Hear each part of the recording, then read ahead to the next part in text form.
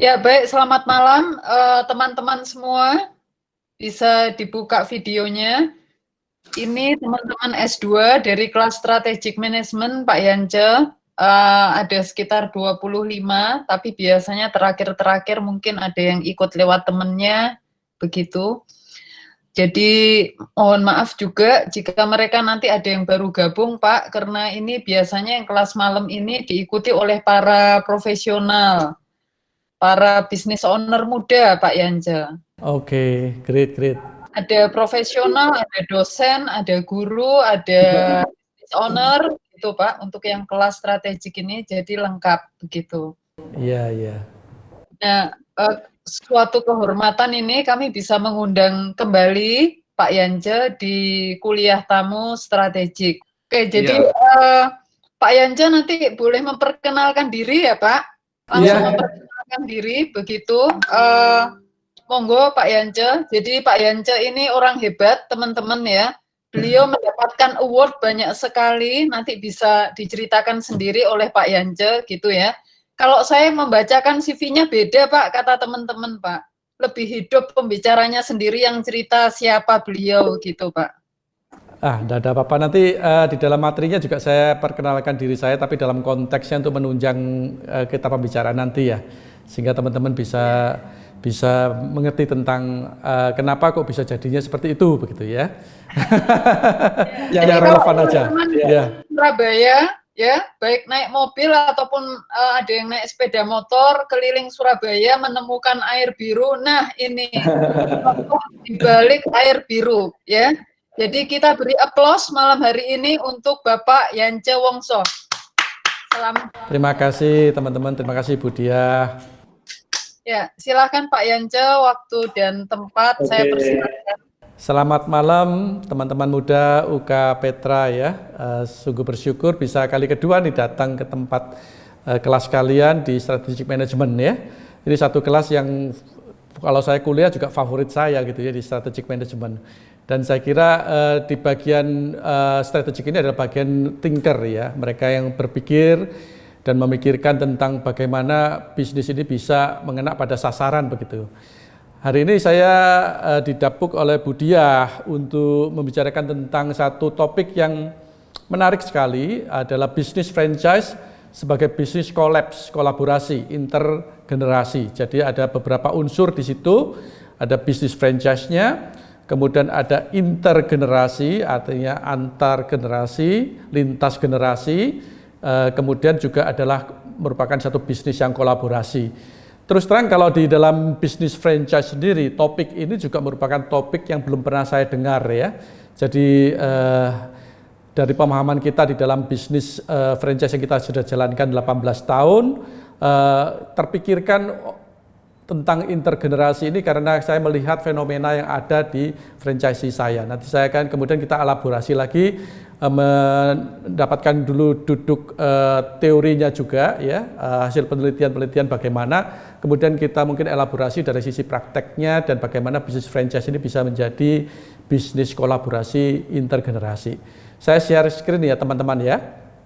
Iya Pak, silakan. Oke, mudah-mudahan tampil ya teman-teman ya. Iya, tampil Pak. Oke, hari ini kita membicarakan tentang ini ya, mungkin undangan dari teman-teman juga. Bisnis franchise sebagai bisnis kolaborasi intergenerasi. Dalam topik hari ini saya sebagai praktisi dari franchise Depo Air Minum Biru, memang topik franchise itu sebetulnya adalah luas sekali dan saya juga tidak bisa mewakili keseluruhan daripada franchise ya, karena franchise itu meliputi berbagai ragam bisnis juga. Yang saya tahu secara lebih mendalam adalah tentang franchise Depo Air Minum Biru. Tapi apakah ini membatasi? Saya kira kok enggak ya. Nanti kita akan lihat sendiri bagaimana dari satu franchise Depo Air Minum Biru ini kita belajar, kemudian mengambil manfaat, bagaimana mengaplikasikannya juga di ranah-ranah franchise yang lain atau bisnis, bahkan bisnis bukan franchise yang lain pun bisa saya kira ya. Saya kira mari kita mulai mengupas ini dengan dasar pembelajaran mengenai franchise. Ini topik yang sungguh sangat perlu memerlukan prerequisite atau satu pemahaman yang bertahap ya teman-teman. Saya bimbing teman-teman untuk mengerti tentang franchise, kemudian mengenai air minum biru juga ya, jadi sehingga nanti waktu kita membicarakan tentang kolaborasi intergenerasi itu menjadi masuk akal begitu. Praktek di bisnis dipengaruhi sekali oleh detailsnya. Jadi antara satu bisnis dengan bisnis yang lain, detail bisa berbeda dan detail ditentukan oleh strategic thinking manajemennya. Jadi itu yang penting bagi teman-teman untuk nangkap apa yang menjadi strategic thinkingnya, kemudian mengaplikasikannya di bisnis masing-masing. Saya kira itu menjadi satu pola yang relevan. Hari ini kita belajar tentang strategic thinkingnya ya, dengan bedah kasusnya adalah franchise Depo Air Minum Biru. Ini ada peringatan sedikit karena materi ini sebetulnya adalah materi komersial, jadi kita tetapkan dia sebagai rahasia dan terbatas ya. Tapi ini di dalam forum pendidikan, saya kira kalau selama tidak dipakai untuk out of context, yang kita katakan out of context artinya dicuplik-cuplik, tapi kemudian memberikan satu konteks yang berbeda daripada konteks pengajaran di kelas S2 UK Petra ya. Terima kasih Pak Yanja. Iya, kemudian mengambil gambar, merekam video, audio menggunakan kamera handphone coba kita hindarkan supaya nanti bisa di-upload juga kok, nanti ada dokumentasinya secara lengkapnya ya. Saya perkenalkan diri saya sendiri, kalau kita bicara tentang intergenerasi, kita bicara tentang keluarga, ya, bisnis keluarga, dan ini adalah keluarga saya punya anak 3 ini. Sudah besar-besar semua, 22, 24, 26 menjelang 27 tahun. Saya dan istri saya aktif di franchise Depo Air Minum Biru. Anak-anak saya 2 orang sudah di S2, 1 orang menuju kepada S2. Jadi mereka sudah menyelesaikan pendidikan mereka juga. Latar belakang pendidikan saya ada di teknik sipil, struktur dan geoteknik dari ITB ya. Jadi saya adalah memang mempunyai dasar di sana. Dan Master Business Administration di marketing, itu pendalaman saya di S2. Ini nanti akan berkorelasi dengan mengapa kok saya mempunyai pemikiran-pemikiran yang seperti yang nanti akan saya sampaikan ya. Pengalaman secara profesional, saya bekerja selama 10 tahun di Intelligent Development Tbk, yang dulu disebutnya adalah Dharmala Group ya, Dharmala Group dengan proyeknya di PT Grand Family View, Graha Family Surabaya. Pada awalnya saya berkarir di shopping center Graha Family. Kemudian shopping centernya batal dibangun walaupun sudah sampai pada lantai 1 ya, karena krismon. Saya beralih sampai terakhir menduduki posisi sebagai General Management Marketing untuk seluruh estate 280 hektar. 10 tahun berikutnya saya melanjutkan karir saya, sebetulnya pengalaman kerja saya di mengelola rumah makan. Ini adalah rumah makan keluarga saya milik orang tua saya yang didirikan tahun 73. Jadi saya mengelolanya selama 10 tahun dari tahun 2007 sampai 1997 sampai 2007. Dari total waktu saya tinggalkan itu ada 6 rumah makan, 6 cabang ya. Rumah makan kenapa menjadi bagian yang penting daripada usaha Depo Air Minum Biru? Sebetulnya Depo Air Minum Biru adalah kombinasi daripada usaha rumah makan. Usaha rumah makan itu yang paling simpel adalah jualan air putih begitu ya. Dan yang kedua adalah usaha properti. Ya, adalah lokasinya adalah lokasi retail yang dibangun di tempat-tempat yang strategis. Walaupun dalam skala untuk menyediakan menu makanannya itu hanya air putih begitu. Tapi semua praktek operasional dari Depo Air Minum itu adalah praktek operasional dari sebuah rumah makan dengan sistem sanitasinya dan pelayanannya begitu. Mari kita mengenal air minum biru secara singkat ya, untuk mendasari nanti pembicaraan kita mengenai kolaborasi intergenerasi. Ini generasi pertama kita di bulan Mei tahun 2002. Pilot project franchise kita Oktober 2003 ada di Jakarta. Kita mulai franchise kan tahun 2006 ya. Kita mempunyai kantor di Menganti Karangan, Surabaya. Di bawah itu adalah Depo Air Minumnya, atas itu adalah kantor kita, bangunan berlantai 3. Biru telah menunjukkan satu jejak pasti bahwa ini adalah satu usaha yang sukses. Keramaiannya sudah terlihat dan sangat mendominasi di antara pelaku-pelaku bisnis yang sama. Kalau dikatakan pasar, yang kita sasar adalah segmen value, yang mintanya harga sekaligus kualitas yang terbaik. Jadi segmen value ini bisa dari segmen ekonomi bawah sampai dengan segmen ekonomi atas. Jadi tidak dibatasi oleh segmen ekonomi, tetapi dibatasi oleh segmen value. Ada pribadi-pribadi yang menginginkan harga dan kualitas sekaligus baik. Kalau di elektronik itu adalah barang-barang Korea misalkan seperti itu ya. Jadi di air minum biru ini kita menyasar segmen value. 3 driver utama dari bisnis kita adalah 1, air putih sebagai kebutuhan utama yang mempunyai kualitas terbaik dan harga yang termurah. Artinya ini adalah pendorong bisnis kita yang utama dan merupakan satu yang kita pikirkan adalah berjangka panjang bahkan tak terbatas. Apabila kita mempunyai ekonomi yang cukup baik, kualitas itu menjadi penting. Apabila harga menjadi kualitasnya sama-sama, kenapa kita nggak cari yang lebih murah begitu ya. Jadi ini merupakan satu yang akan terus dicari oleh konsumen untuk air minum. Dan konsep bisnis ini adalah award winning konsep ya, karena kita mendapatkan penghargaan. Pertama kali kita mengikuti lomba franchise, ya memenangkan the best in business konsep ini. Harga terbaik adalah sepertiga daripada harga AMTK. Jadi kalau pertama kali kita memulai usaha ini 7.500 harga AMDK-nya, kita memulai dengan harga 2.500 untuk depo air minum biru ya. Kualitas terbaik setara dengan AMDK.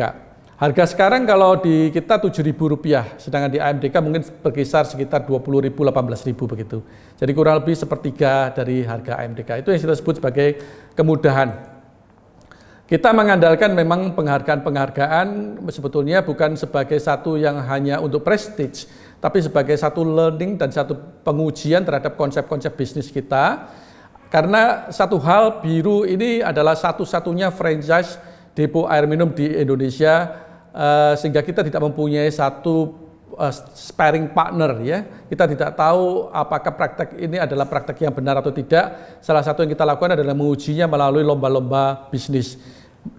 Otomatis kalau kita memenangkan lomba bisnis itu kita akan mendapatkan penghargaan begitu. Ya, itu adalah satu sarana kita aja untuk menguji bisnis kita apakah berada di track yang benar. Bicara tentang franchise Biru, saat ini kita sudah mempunyai 542 outlet.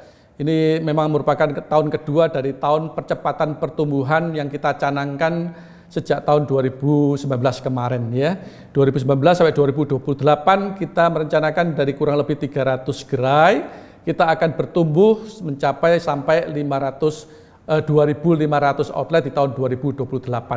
Jadi ini tahun kedua dan kebetulan pas tahun ini adalah tahun pandemi Covid ya. Pada waktu awal memang franchise sempat tertahan di bulan Maret, bulan Mei, April, Mei begitu. Tetapi penjualan di gerai justru melonjak 31% sampai 48%. Dari bulan Maret sampai Juni itu ada pertumbuhan di tingkat gerai yang cukup tinggi ya, 31 sampai 48%. Tapi kemudian untuk kerjasama franchise sendiri karena tidak mempunyai satu cara untuk berkomunikasi, biasanya kita melalui expo, melalui bincang bisnis di hotel-hotel. Pada waktu pandemi kita tidak mempunyai sarana untuk berkomunikasi dengan calon franchisee, tapi mereka melihat gerai kita rame dan itu akhirnya catch up dengan kita menjalankan juga Zoom meeting untuk bincang bisnis sehingga ada sarana untuk berkomunikasi sehingga kita bisa merealisasikan franchise itu lebih cepat begitu. Tahun ini kita mencanangkan untuk 137 outlet baru dan itu kelihatannya menjelang dari akhir tahun ini bisa tercapai begitu. Ini kantor kita di Menganti Karangan, di Taman Ratu, Jakarta, kantor representatif kita. Kalau kita bicara tentang franchise, itu bicara adalah tentang kumpulan franchisee. Franchisee kita sekarang ada 205 pribadi atau pasangan suami istri atau keluarga ya. Itu ada yang ibu dan anak, ada yang suami dan istri ya. Tapi utamanya adalah keluarga, 205 keluarga. Ini adalah National Franchise Gathering kita yang pertama tahun 2016. 2018 kemarin kita mengadakan yang kedua dan tahun 2020 ini sebetulnya kita sudah mempunyai satu rencana untuk merealisasikan yang ketiga pertemuan kita dengan para franchisee. itu rame biasanya karena mereka kayak temu kangen ya. Kita banyak sekali ngobrol di grup-grup sosial media Fokus Biru, tapi nggak pernah ketemu dengan orangnya. Jadi pada waktu kita gathering mereka kangen-kangenan dan banyak sekali cerita karena mereka punya kesamaan, yaitu mereka punya bisnis biru ya. Tapi forum-forum demikian biasanya adalah forum-forum yang dipenuhi dengan sarana-sarana atau fasilitas-fasilitas edukasi. Kita bertemu selama 3 hari, isinya adalah belajar dan berkawan ya dengan teman-teman, bersilaturahmi dan juga bersinergi dengan teman-teman yang lain untuk saling mengenal satu sama lain, sehingga pada waktu berdiskusi kembali nanti di sosial media, di fokus grup kita, Fokus Biru, maka mereka bisa lebih mengenal dan bisa saling menyapa dengan lebih baik. Ini mungkin gathering kita yang ketiga akan kita tunda sampai tahun 2021 nanti bulan Agustus ya. Kalau kita ringkaskan tentang apa yang kita mengerti tentang bisnis kita, itu ada 5 hal yang kita pelajarin. Satu adalah bisnis ini aman, karena franchise itu pada dasarnya adalah mengurangkan risiko, dan kita yang menjalankan usaha ini sudah mempunyai satu pengalaman yang baik untuk membantu franchisee sehingga bisnisnya aman. Ya, apakah menguntungkan? Ini adalah bisnis dengan margin tinggi ya, sama seperti makanan di restoran, jual makanan minuman di restoran, kafe dan sebagainya, marginnya tinggi. Jadi gross profit margin kita 65-70%. Apakah ini adalah bisnis yang langgeng sebagai kebutuhan utama? Saya kira nggak ada kita yang rencananya untuk berhenti minum ya, saya harapkan enggak ya. Saya kira minum air putih bahkan menjadi semakin penting dibandingkan minum minuman yang lain ya. Tapi kita membutuhkan air untuk kehidupan kita karena itu adalah unsur yang kebaikan daripada air. Air adalah sumber kehidupan bagi sesama. Yang terakhir, apakah ini part time? Ya, memang bisnis kita mempunyai satu fitur yang menarik sekali karena sangat-sangat hemat waktu. Saya syaratkan hanya 1 jam dalam 1 hari datang ke gerai. Ya, pada waktu sudah stabil gerainya ya. Apakah mau pagi habis ngantar anak ke sekolah, ataukah siang hari, ataukah pada waktu pulang dari kerja, karena jam kerja kita adalah jam 8 pagi sampai jam 8 malam. Ini mungkin teman-teman lihat sebagai satu visualisasi saja, nanti mulai mengerti tentang bisnis kita ya. Ini saya perkenalkan. Maaf ini agak terlalu banyak komersialnya, tapi ini bicara tentang bisnis memang kita tidak bisa mengelak daripada aspek tertentu daripada bisnis ya. Saya jabarkan sedikit tentang pro dan kontra bisnis franchise di Indonesia sehingga teman-teman bisa lebih mengerti mengenai bisnis franchise itu bagaimana sih keadaannya di Indonesia. Ada sesuatu yang berbeda dengan negara-negara lain ya. Yang disebut dengan franchise sebetulnya yang kita bicarakan itu adalah bisnis format franchise, bisnis format franchise. Sebab ada franchise yang lain sebetulnya, adalah produk franchise, ada manufacturing atau proses franchise ya. Tapi yang kita biasa bicarakan di Indonesia ini adalah bisnis format franchise. Artinya menggunakan format daripada bisnis yang menggunakan franchise konsepnya ya, yang difranchise-kan. Banyak yang mengaku tentang di pameran-pameran atau teman-teman begitu sudah mempunyai usaha yang kelihatan ramai lalu mengatakan saya mau memfranchise-kan bisnis. Sebetulnya tidak sesederhana itu karena franchise itu harus memenuhi peraturan dari yang ditentukan oleh pemerintah ya. Kalau di luar negeri bahkan harus ada satu keterbukaan dan satu persyaratan-persyaratan jauh lebih ketat untuk bisa menawarkan bisnis franchise kepada publik. Sama seperti orang kalau IPO ya, memberikan penawaran saham kepada publik, tentu peraturannya akan ketat sekali karena menyangkut pada kepentingan orang banyak. Demikian juga kalau bisnis format ini difranchise-kan, maka juga oleh pemerintah diatur secara ketat supaya tidak memberikan satu informasi yang salah, mempunyai satu risiko untuk penipuan dan sebagainya ya, sehingga betul-betul calon franchisee ini sadar tentang segala risikonya dan franchisor yang menawarkan franchise tersebut betul-betul diketahui kualitasnya dan track recordnya begitu. Sedangkan mereka yang sebetulnya di Indonesia dikatakan mereka baru mulai tetapi belum memenuhi syarat franchise. Salah satu syarat franchise misalkan begini, harus mempunyai haki terhadap mereknya misalkan. Ya, kadang-kadang kalau baru didaftarkan belum tentu bisa mendapatkan haki segera kan, pada didaftarkan itu sampai mendapatkan haknya itu bisa lebih dari 2 tahun kadang-kadang. Kedua, misalkan harus terbukti sukses. diberi jangka waktu oleh pemerintah dalam peraturannya dulu 3 tahun, sekarang menjadi 5 tahun. 5 tahun terbukti sukses dan harus mempunyai pilot project franchise. Artinya suksesnya franchisee atau suksesnya kita sebagai pengusaha mandiri sendiri itu belum tentu sama dengan suksesnya franchisee. Sebab begitu dia menjadi franchisee pasti ada yang namanya nanti pembayaran royalti atau imbalan manajemen yang akan mengurangi profit daripada franchisee. Apakah franchisee-nya dengan potongan tersebut tetap merasakan bahwa bisnis ini menguntungkan bagi franchisee? Oleh pemerintah dikatakan bahwa yang belum memenuhi standar yang ditetapkan di undang-undang mengenai franchise, peraturan mengenai franchise, maka disebut sebagai business opportunity atau BO, ya, supaya teman-teman ngerti ya. Business opportunity bedanya dengan franchise adalah tingkat risikonya jelas lebih tinggi karena dia bukanlah bisnis yang teruji.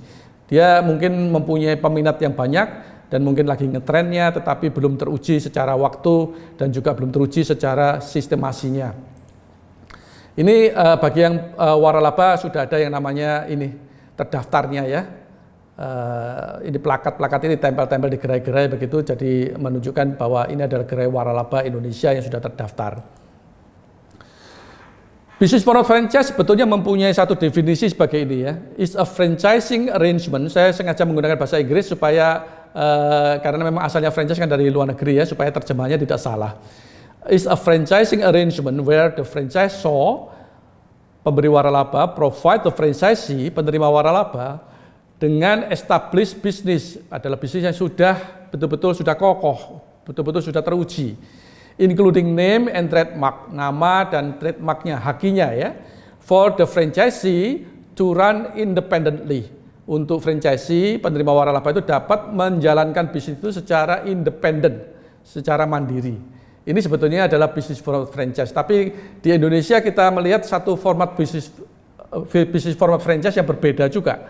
Ya, seperti Indomaret dan Alfamart itu mempunyai bisnis format yang tentu saja tidak sama dengan yang dikatakan to run independently ini. Mereka yang disebut dengan yang namanya istilahnya autopilot ya, autopilot. Jadi tidak usah di running oleh franchisornya. Dan itu merupakan satu format yang khas di Indonesia. Di luar negeri tidak umum seperti itu ya, apalagi yang model seperti Alfamart, Indomaret.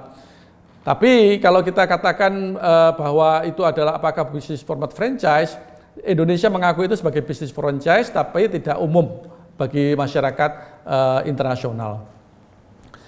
Kita tinjau lagi bisnis-bisnis yang kita lihat di layar ini ya. Apakah berbisnis franchise di Indonesia mereka ini? McDonald, Burger King, Pizza Hut, KFC, dan Dunkin' Donut. Kalau saya sebagai pribadi atau pengusaha ingin membuka McDonald dan saya akan apply kepada prinsipalnya atau franchisornya, apakah saya bisa membuka gerai McDonald saya? Apakah KFC, apakah Dunkin' Donut, apakah saya bisa membuka Dunkin' Donut sebagai pribadi yang bebas, yang apply, melamar begitu? Di Indonesia ternyata kita tidak bisa melakukan itu ya.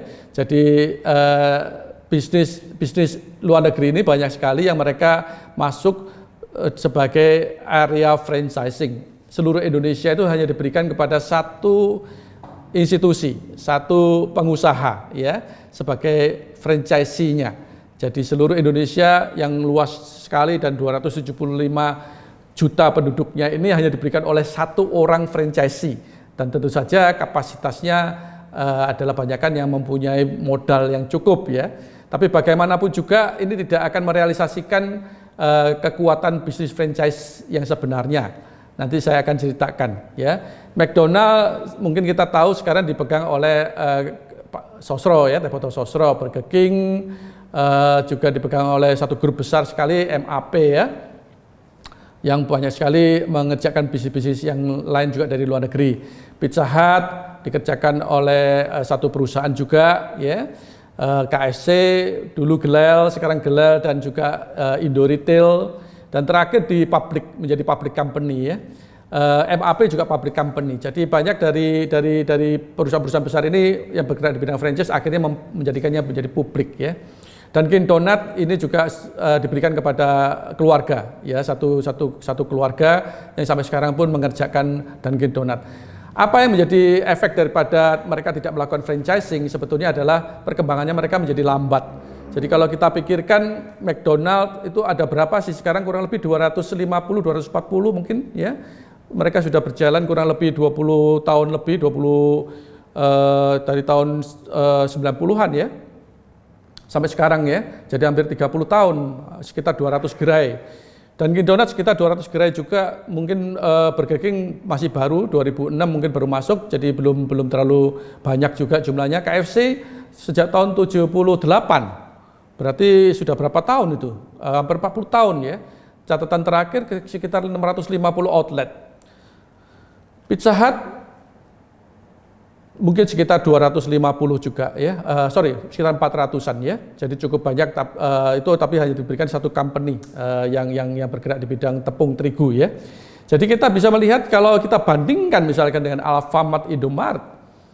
Tadi saya cek berapa sih jumlah outletnya Indomart, katanya sekarang 18.250-an kira-kira. Satu merek Indomart 18.250. Sedangkan Alfamart kurang lebih 15.100. Jadi bisa dibayangkan dua merek itu yang bergerak di minimarket sudah 33 kurang lebih ya, 33.000 untuk melayani seluruh Indonesia. Jadi sebetulnya potensi daripada franchise itu demikian luar biasa di Indonesia yang sangat luas dengan penduduknya yang 275 juta. Tetapi bila tidak dikerjakan dengan pola franchising tentu saja lebih lambat. Pertanyaan yang besarnya adalah kenapa mereka tidak menjalankan franchising di Indonesia. Nah, ini pertanyaan yang sebetulnya pada waktu saya menerima penghargaan di Kuala Lumpur untuk level ASEAN, itu ada konferensinya juga dan di situ ada pembicara dari Indonesia, Pak Burang Riyadi, yang pada waktu itu menyampaikan tentang potensi franchise di Indonesia. Dan banyak dari luar negeri, dari Malaysia, dari Singapura, dari Australia, mereka mengatakan cuma saya mempunyai bisnis yang baik, cuma bagaimana saya bisa masuk ke Indonesia. Jadi ini menjadi satu kendala besar sekali di Indonesia ya, bagaimana franchise itu bisa berkembang di Indonesia. Kendala apa yang mereka sebetulnya punyai? Saya mungkin mempunyai satu insight yang mungkin sampai sekarang saya belum melihat ada aspek yang lain sebetulnya. Yang mereka paling takutkan adalah aspek legal atau aspek peraturan ya. Bagaimana bisa menyelesaikan satu pertikaian di dalam bisnis yang dikendalikan oleh perjanjian waralaba kalau salah satu melanggar, terutama adalah para franchisee-nya. Kalau melanggar bagaimana? Apakah bisa diselesaikan melalui tata hukum kita? Jawabannya sebetulnya bisa.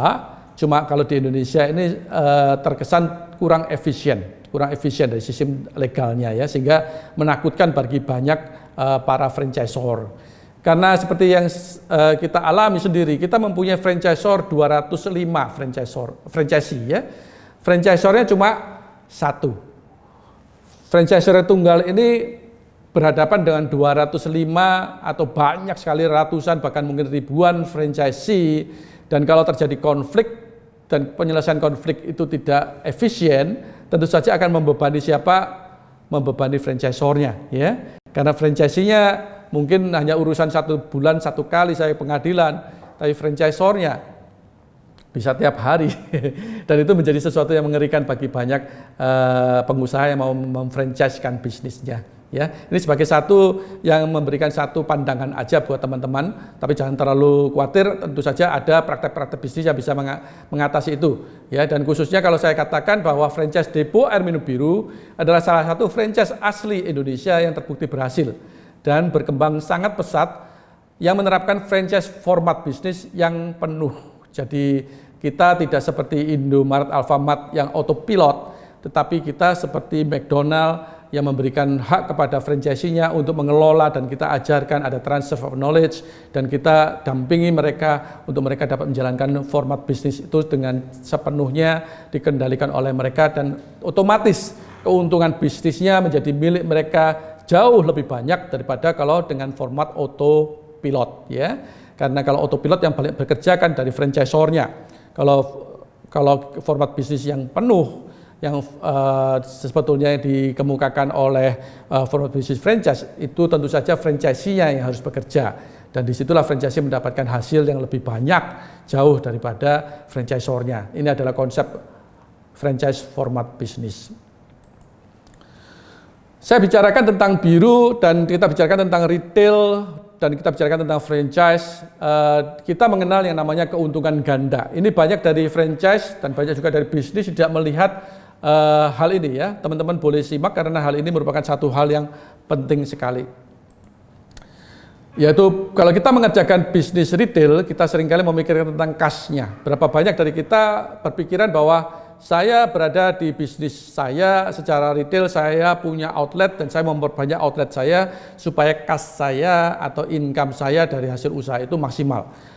Itu adalah sesuatu yang baik, itu adalah sesuatu yang baik. Dan kita semua punya spesialisasinya di retail tersebut. Kita apakah jualan makanan, kita apakah jualan aksesoris, kita apakah jualan kacamata, ya itu adalah retail yang kita kuasai, bisnis retail yang kita kuasai dan tujuan kita adalah mendapatkan income dari bisnis kita itu.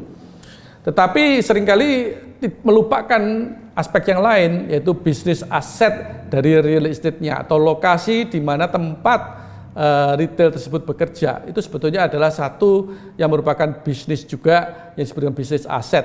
Dan banyak sekali yang mereka menguasai bisnis retail tidak mau belajar, tidak mau menguasai bisnis aset real estate. Mengapa? Karena memang bisnis aset real estate ini adalah bisnis aset yang membutuhkan kapital yang besar.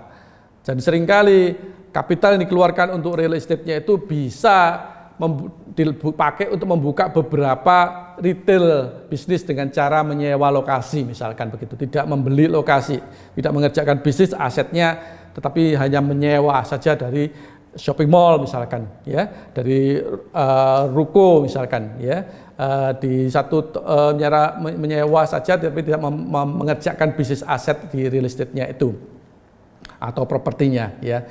Padahal sebetulnya dua-dua ini adalah merupakan satu yang saya katakan sebagai double deal, ya. Bisnis kas retail dan bisnis aset real estate ini punya satu situasi yang sinergistik karena kita bisa dapatkan uangnya dari kas retail dan kita bisa dapatkan uangnya juga dari aset real estate-nya juga, ya. Kalau kas retail itu adalah mengerjakan pasar, mengerjakan market yang kita tuju untuk retail tersebut. Untuk aset real estate sebetulnya yang boleh Bapak teman-teman catat semua adalah mengerjakan pembiayaan bank, ya, perbankan. Ini mungkin artikel yang tadi saya share melalui Bu Diah, ya. Jadi double deal sama ada mengenai tangga cash flow dan tangga investasi atau kapital, ya. Ini boleh dibaca lebih teliti lagi teman-teman karena dua artikel inilah sebetulnya menjadi inspirasi dari double deal tersebut, ya. Dan teman-teman lebih mengerti lagi bahwa kalau saya beli kalung emas itu apakah saya investasi? Jawabannya bukan, ya. Itu bukan bisnis aset. Bisnis aset itu membutuhkan kapital. Kalau kita beli emas lantakan, nah itu mulai bisnis aset begitu, ya. Nah, jadi kalau kita beli emas 1 gram, apakah itu saya investasi, Pak? Jawabannya bukan. Itu menurut Brad Sugars dan saya juga sekarang mulai mengerti bahwa itu bukan, ya. Bisnis aset membutuhkan kapital dan kapital itu dibangun dari cash flow, sisa cash flow kita atau kelebihan daripada cash flow yang kita bisa gunakan setelah memenuhi lifestyle kita. Dan kalau kita bisnis aset dengan kapital yang besar itu terlalu tidak memperhatikan cash flow-nya, akhirnya kita menunggu untuk harga baik, kita akhirnya terpaksa tidak makan, tidak mungkin. Jadi kita mesti makan juga. Akhirnya asetnya tersebut dijual pada harga murah karena belum pada waktunya naik. Karena untuk aset ada seasonalnya untuk dijual, ya. Ada waktu beli, ada waktu jual. Tidak bisa serta-merta pada waktu beli langsung dijual begitu. Karena ada peningkatan harga dari aset yang tergantung pada siklus waktu dan waktu itu bisa tahunan begitu, ya. Jadi harus menunggu. Oke, di biru kita mengenal biru sebagai atau depo air minum kita itu sebagai mesin uang. Jadi di situ menghasilkan cash dari penjualan retailnya, tetapi juga mempunyai buildingnya, mempunyai mesinnya yang menghasilkan kas tersebut, ya. Jadi kalau di masa kecil kita banyak lihat buku ini, ya, Paman Gober, ya. Di dalamnya ada koin banyak sekali, ya. Siapa yang senang dengan koin? Pak saya sedang 100 ribuan, ya enggak apa-apa ya. Tapi koin kalau banyak itu something ya. Bisa buat nyelam katanya Paman Gober gitu ya. Berenang di kolam koin begitu. Tapi kita lihat ya, koin demikian banyak itu sebetulnya juga ditampung di dalam building, satu building. Building ini kalau dibandingkan dengan yang di surroundingnya, di sekitarnya itu, mana yang lebih berharga? Tentu saja building yang mempunyai uang tersebut ya, yang menyimpan koin-koin tersebut dan menghasilkan koin-koin tersebut mempunyai nilai yang jauh lebih berharga daripada gedung-gedung yang lain, properti-properti yang lain. Dan disitulah kita mulai melihat bahwa aset ini ternyata juga mempunyai nilai, dan nilai itu bukan nilai yang kecil karena kita bermain dengan kapital, tentu saja nilainya juga nilai yang besar. Kita bicara tentang 3 mesin daripada properti, ya mungkin ini menjadi satu pengetahuan yang sangat-sangat berharga kalau teman-teman muda UK Petra mulai mau mengerti dan mempelajarinya. 3 mesin properti. 1, properti itu mempunyai pembiayaan yang bisa diberikan oleh bank.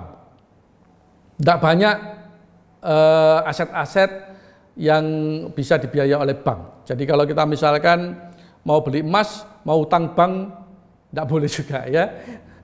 Saya mau beli aset mobil, utang bank, ya, tapi itu harganya tidak menjadi favorit, tapi pada pembiayaan, ya, bukan aset yang bersifat meningkat nilainya dengan berjalannya waktu, begitu, ya.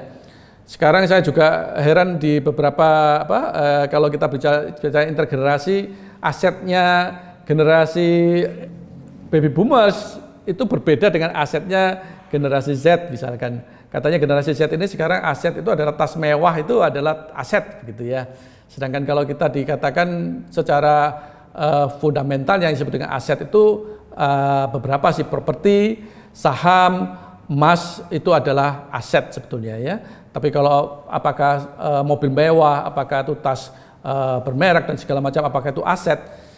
Mungkin meningkat secara nilainya karena kelangkaannya dan dirawat dengan baik, menjadi banyak peminatnya, supply-nya kurang, demand-nya banyak sehingga harganya bisa naik. Tapi itu seperti collectible items gitu ya, seperti barang antik begitu. Jadi bukan karena nilainya yang meningkat, tetapi karena supply dan demand-nya yang tidak berimbang begitu. Kalau properti, emas dan juga dari saham itu mempunyai marketnya, memang marketnya besar sekali. Pembiayaan pembelian properti oleh bank. Kedua, kita titipkan suratnya di bank, tetapi kita dapat memanfaatkan propertinya. Kita masih bisa pakai propertinya. Kalau properti dipakai untuk tempat tinggal, maka kita hanya bisa menikmatinya, tidak menghasilkan apa-apa. Ya, paling kalau kita bilang opportunity cost-nya adalah kalau kita tidak tinggal di rumah itu ya kita mesti sewa rumah. Berapa sewa rumahnya? Setahun 40 juta. Oke, berarti saya hasilnya dari properti ini, karena saya memanfaatkan properti ini untuk rumah tinggal saya, opportunity cost saya adalah 40 juta, begitu ya. Tapi tidak secara aktif menghasilkan. Tapi kalau kita pakai sebagai usaha, misalkan untuk usaha biru, maka ini menghasilkan cash flow, menghasilkan hasil ya. Dan itu menjadi satu yang baik sekali. Yang ketiga adalah peningkatan nilai properti. Kita tahu bahwa properti itu akan naik nilainya ya. Kalau di luar negeri seperti di Amerika yang saya alami, properti bisa naik dan turun harganya. Mungkin kita di masa-masa pandemi ini ada beberapa orang yang BU mereka sell propertinya ya, tapi itu adalah satu insiden.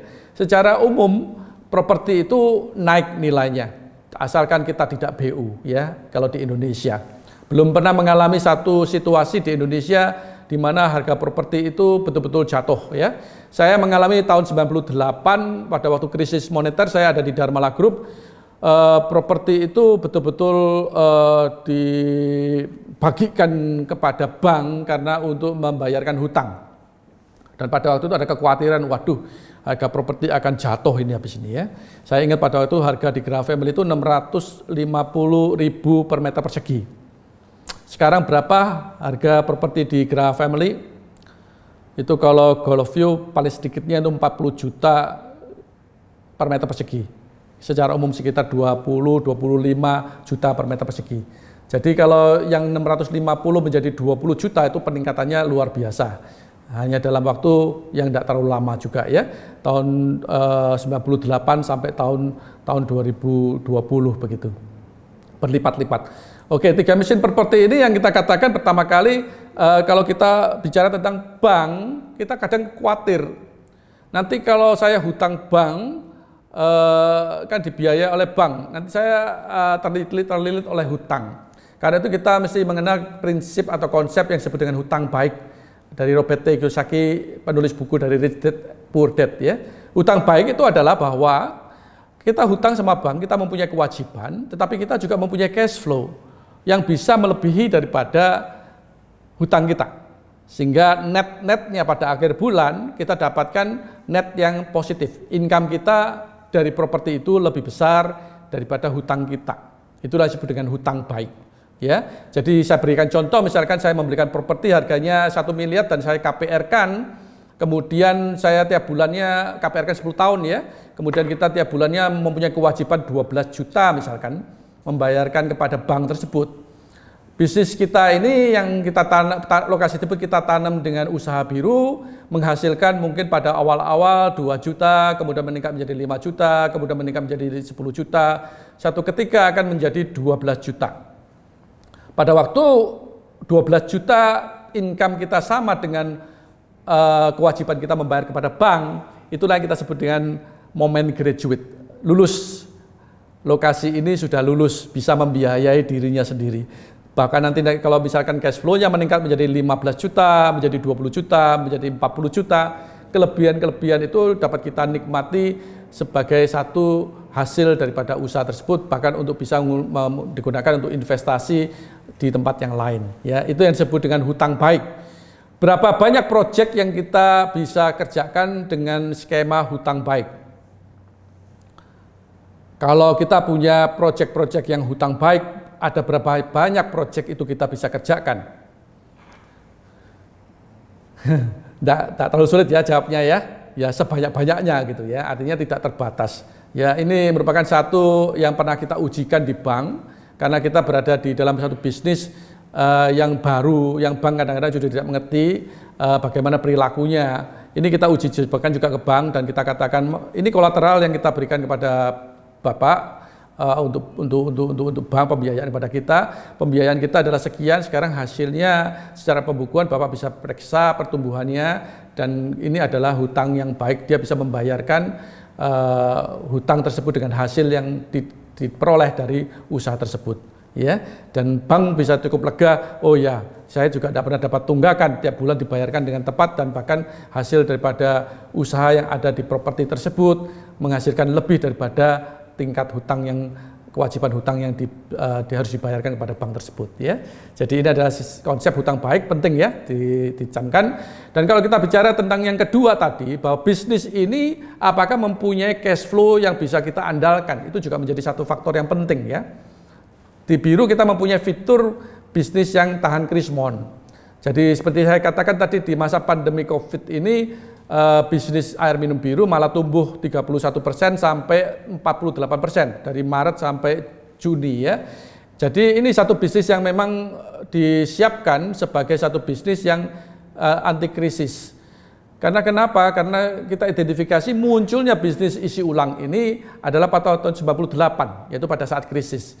Pada waktu barang-barang menjadi meningkat, orang mencari kembali lagi harga yang lebih murah, tetapi mereka tidak mau menurunkan kualitasnya, jadi mereka mau mencari bisnis-bisnis yang value, yang kualitasnya baik, yang harganya juga baik.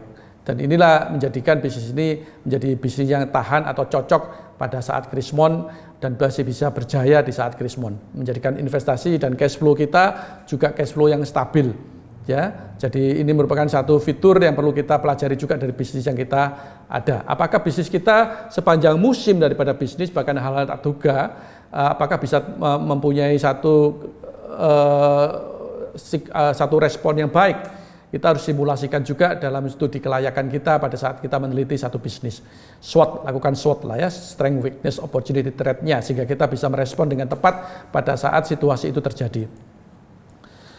Yang ketiga tadi kita katakan bahwa kita dapat menikmati apresiasi nilai daripada aset tersebut, properti tersebut. Pertama, boleh saya katakan menikmati peningkatan nilai aset properti itu lebih dari tetangga. Artinya apa? Di Biru ini kita banyak mempergunakan properti yang bukan properti komersial tadinya. Jadi kita tidak bisa menggunakan ruko karena ruko lebarnya terlalu kecil, berada di dalam kompleks sehingga kalau orang beli harus masuk parkir dan akhirnya dikenakan biaya parkir, dan sedangkan kita harganya Rp7.000 dikenakan biaya parkir berapa sehingga bisa pelanggan itu mau beli ya. Jadi kita harus menyediakan parkir kita sendiri, dan kita adalah usaha yang tidak terlalu yang mengandalkan pada populasi.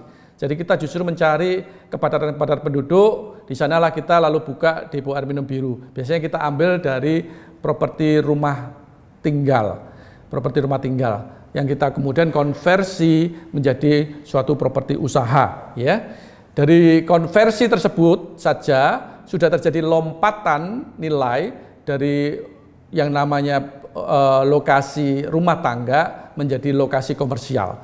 Jadi kita bayangkan kalau kita membeli ruko itu mahal. Kenapa? Ya karena ruko itu adalah properti komersial. Relatif lebih murah rumah daripada ruko ya, per meter perseginya misalkan begitu. Jadi properti komersial misalkan bank itu bisa menyewa ruko, harganya mahal sekali. Saya sendiri punya properti yang tersewakan dengan harga lebih dari 200 juta per tahun misalkan.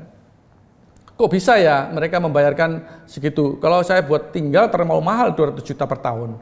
Tapi itu bisa karena apa? Sebagai bisnis mereka menghasilkan keuntungan. Tinggal mereka melihat bahwa sewa saya ini adalah bagian daripada cost saya untuk menjalankan bisnis. Kalau di lokasi tersebut saya mendapatkan hasil 1 miliar misalkan, sedangkan saya harus membayar ongkosnya 200 juta untuk sewa, buat saya masih ada untung 800 juta. Misalkan seperti itu simpelnya ya. Jadi sewa di properti komersial itu tentu saja mempunyai satu tolok ukur yang berbeda dengan properti rumah tinggal. Jadi kalau kita katakan dari rumah tinggal lompat menjadi properti bisnis, tentu saja ada peningkatan nilainya kalau kita jual kembali ya. Yang kedua, sifat daripada usaha itu sendiri. Misalkan di Biru kita tidak melakukan delivery, jadi pelanggan-pelanggan itu datang ke tempat kita sehingga terjadi keramaian.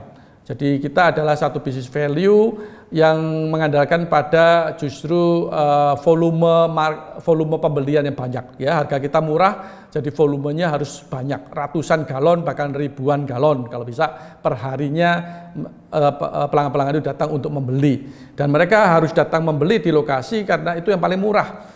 Kalau mereka mengharapkan untuk dikirim ke rumahnya ada tambahan ongkos kirim misalkan seperti itu ya. Sehingga akibat daripada konsep ini gerai kita atau properti kita menjadi properti yang ramai sekali.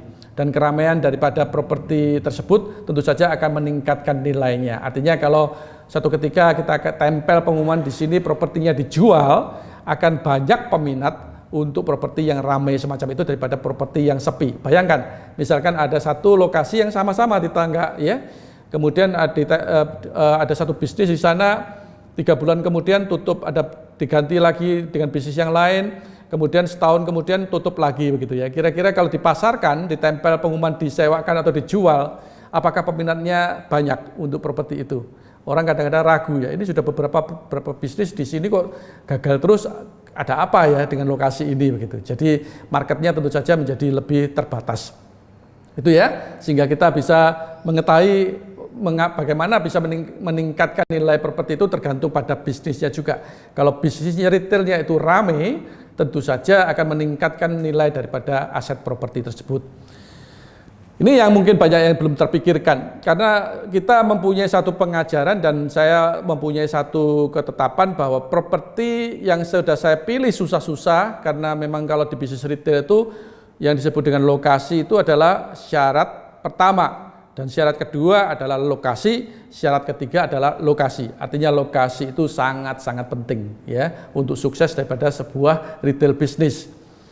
Jadi kalau kita sudah mendapatkan lokasi tersebut, tidak akan pernah ada keinginan untuk menjualnya. Nah, kalau kita tidak pernah menjualnya, bagaimana kita bisa menikmati peningkatan nilai asetnya? Misalkan kalau kita punya emas Saat ini harga emas naik, waduh kalau saya jual saya sudah untung 200 juta 1 kilo. Ya, mau dijual atau tidak? Kalau mau menikmati 200 juta ya emasnya harus dijual. Untuk dapat menikmati 200 juta dulu saya beli lebih murah, sekarang saya jual lebih mahal. Demikian juga saham ya. Saham pun juga demikian. Kalau dulu saya beli murah sekali, sekarang harganya lagi melonjak nih. Kita mau nikmati nggak peningkatan nilai aset tersebut? Ya harus kita jual. Tapi kalau di properti nilai asetnya meningkat, kita tidak perlu menjual untuk menikmatinya. Nah, saya jelaskan melalui studi kasus ya. Bagaimana caranya?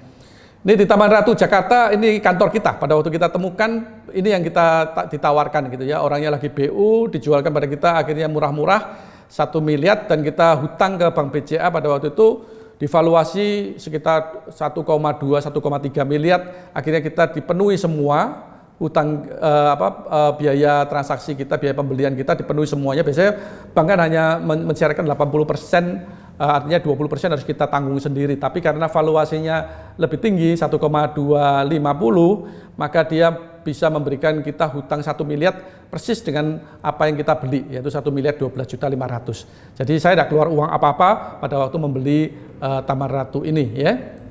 Kemudian pada waktu tahun berapa ini ketutup saya ya, sebentar. Itu saya merenovasinya untuk menjadikan gerai ya. Jadi gerai itu sendiri mempunyai biaya tentu saja ya, tapi biayanya sudah tertulis di situ, tidak terlalu mahal lah, 100 juta lebih ya, 122.500.000. Itu mempunyai biaya tambahan. Itu tahun 2007. Ini tahun 2007, kemudian tahun 2009 saya renovasi kantor. Jadi tadi kan bawahnya dipakai untuk gerai biru, sekarang kantornya diselesaikan tahun 2009. Biaya saya 886.306 ya. Kemudian kita lihat untuk selanjutnya tahun 2013, waktu itu saya KPR dengan Bank BCA itu fix and cap 5 tahun ya, dengan bunga yang sudah difikskan. Tahun 2013 itu tahun ke-6 dan ada usulan dari bank, Pak, apa enggak mau di top up? Saya juga enggak ngerti pada waktu itu di top up itu bagaimana ya. Artinya dia bank ternyata mendatangi lagi kepada gedung kita, kemudian dia melakukan valuasi ulang. Dan di valuasi ulang yang tadinya dinilai 1,25 miliar, itu sekarang menjadi 3,2 miliar. Itu valuasi yang terakhirnya setelah renovasi kita dan setelah berjalannya waktu 6 tahun. Dengan 3,2 miliar kita harus menyediakan 20%-nya, jadi dia yang mendanai kita 80%-nya itu ada 2,5 miliar kira-kira. Kemudian dihitung ini utang kamu sudah jalan 6 tahun, sisa hutang kamu kurang lebih 500 juta. Jadi kalau kamu lunaskan hutang kamu 500 juta, maka kamu masih mempunyai sisa 2 miliar. 2 miliar itulah yang kemudian diberikan kepada kita sebagai uang tunai. Tanpa kita melakukan apa-apa, sertifikatnya tetap di bank. Yang kita lakukan adalah datang ke notaris untuk menandatangani perjanjian hutang baru dengan Bank BCA begitu ya. Dan saya menerima uang sejumlah 2 miliar rupiah untuk kita bisa belanjakan untuk membeli lokasi lain dan membuka gerai baru begitu. Jadi inilah yang sebetulnya kita mendapatkan nilai apresiasi, menikmati nilai apresiasi dari properti tersebut tanpa kita perlu untuk menjualnya. Dan ini merupakan satu yang sangat-sangat real ya, tidak ada sesuatu yang tidak real di sini. Bisa diperhitungkan dan bisa dipelajari lebih lanjut. Oke, sekarang kita sudah lengkap melihat faktor-faktor dalam dunia franchise, sudah lebih mengerti ya teman-teman, sehingga kita bisa bicara tentang bagaimana bisnis franchise ini menjadi kolaborasi intergenerasi. Ya, ini ada kita tentu saja menggunakan studi kasus franchise biru. Kalau teman-teman mengatakan saya punya bisnis tidak seperti franchise biru atau saya punya bisnis berbeda, saya bukan franchise juga. Sebetulnya dengan studi kasus franchise biru ini yang penting teman-teman mendapatkan strategic thinking-nya. Karena buat saya bisnis itu tergantung pada pelakunya, bagaimana memperlakukan bisnisnya dan bagaimana punya pemikiran-pemikiran strategik.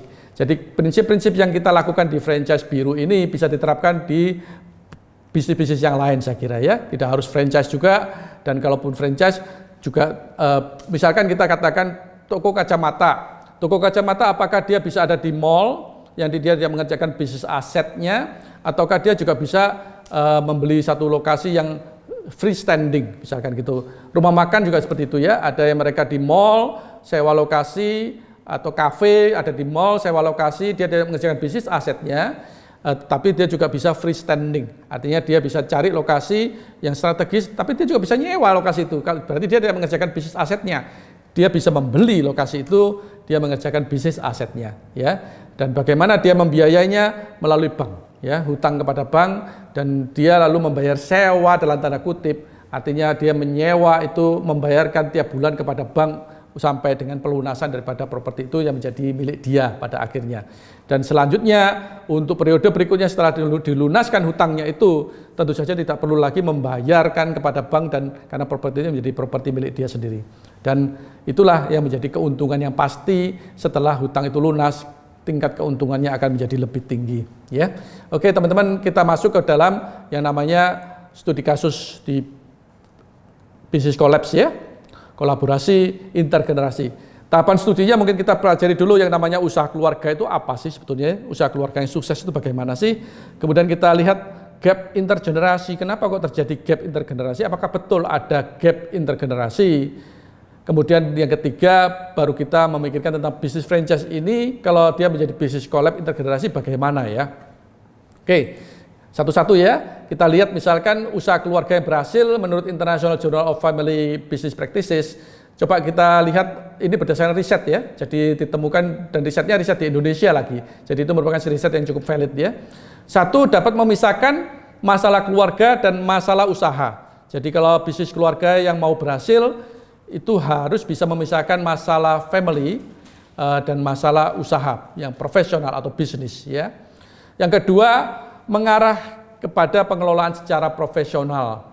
Ya, tidak lagi mengarah hanya mempercayai seseorang karena dia anggota keluarga, tetapi pengelolaan keuangan dan segala macam bisa dilakukan secara profesional, dan kontrol dilakukan untuk mengamankan misalkan pengelolaan secara keuangan tersebut. Ada banyak cara di situ, dengan menggunakan software, dengan menggunakan prosedur, dan menggunakan rekrutmen orang-orang yang tepat dan sebagainya. Tapi itu semua adalah cara-cara profesional untuk mengontrol, untuk mengamankan bisnis kita. Dan itu semua merupakan satu yang bisa distudi dan bisa dijalankan. Banyak bisnis besar menjalankannya, kenapa kok bisnis di keluarga kita tidak bisa? Itu berarti kita belum mengarah kepada pengelolaan secara profesional. Kita rasanya masih takut, kita masih khawatir kalau tidak pegang sendiri keuangannya, itu rasanya kok kita masih belum serak. Nah, ini belum mengarah kepada profesional ya.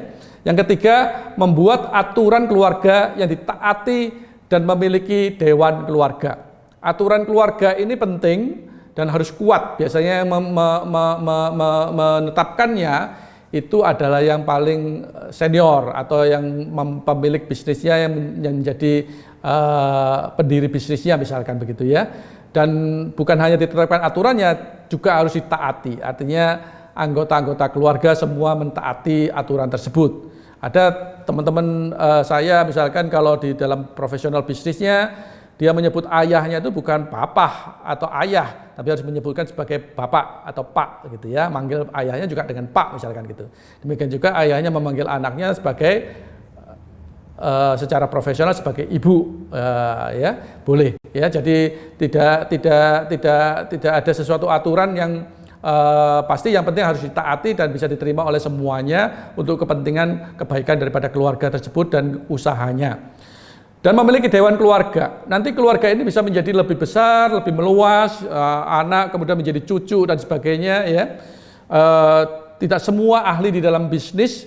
Jadi kalau ditanya sesuatu mengenai bisnis, kadang-kadang pendapatnya juga bisa tidak relevan.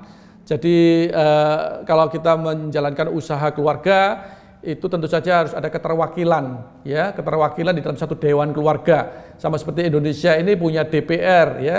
Jawa Timur punya DPRD seperti itu. Jadi ada keterwakilan yang menyuarakan begitu ya, orang-orang yang lebih mengerti pokok permasalahannya dan menyuarakan aspirasi daripada anggota keluarga yang lain dengan bahasa-bahasa bisnis ya.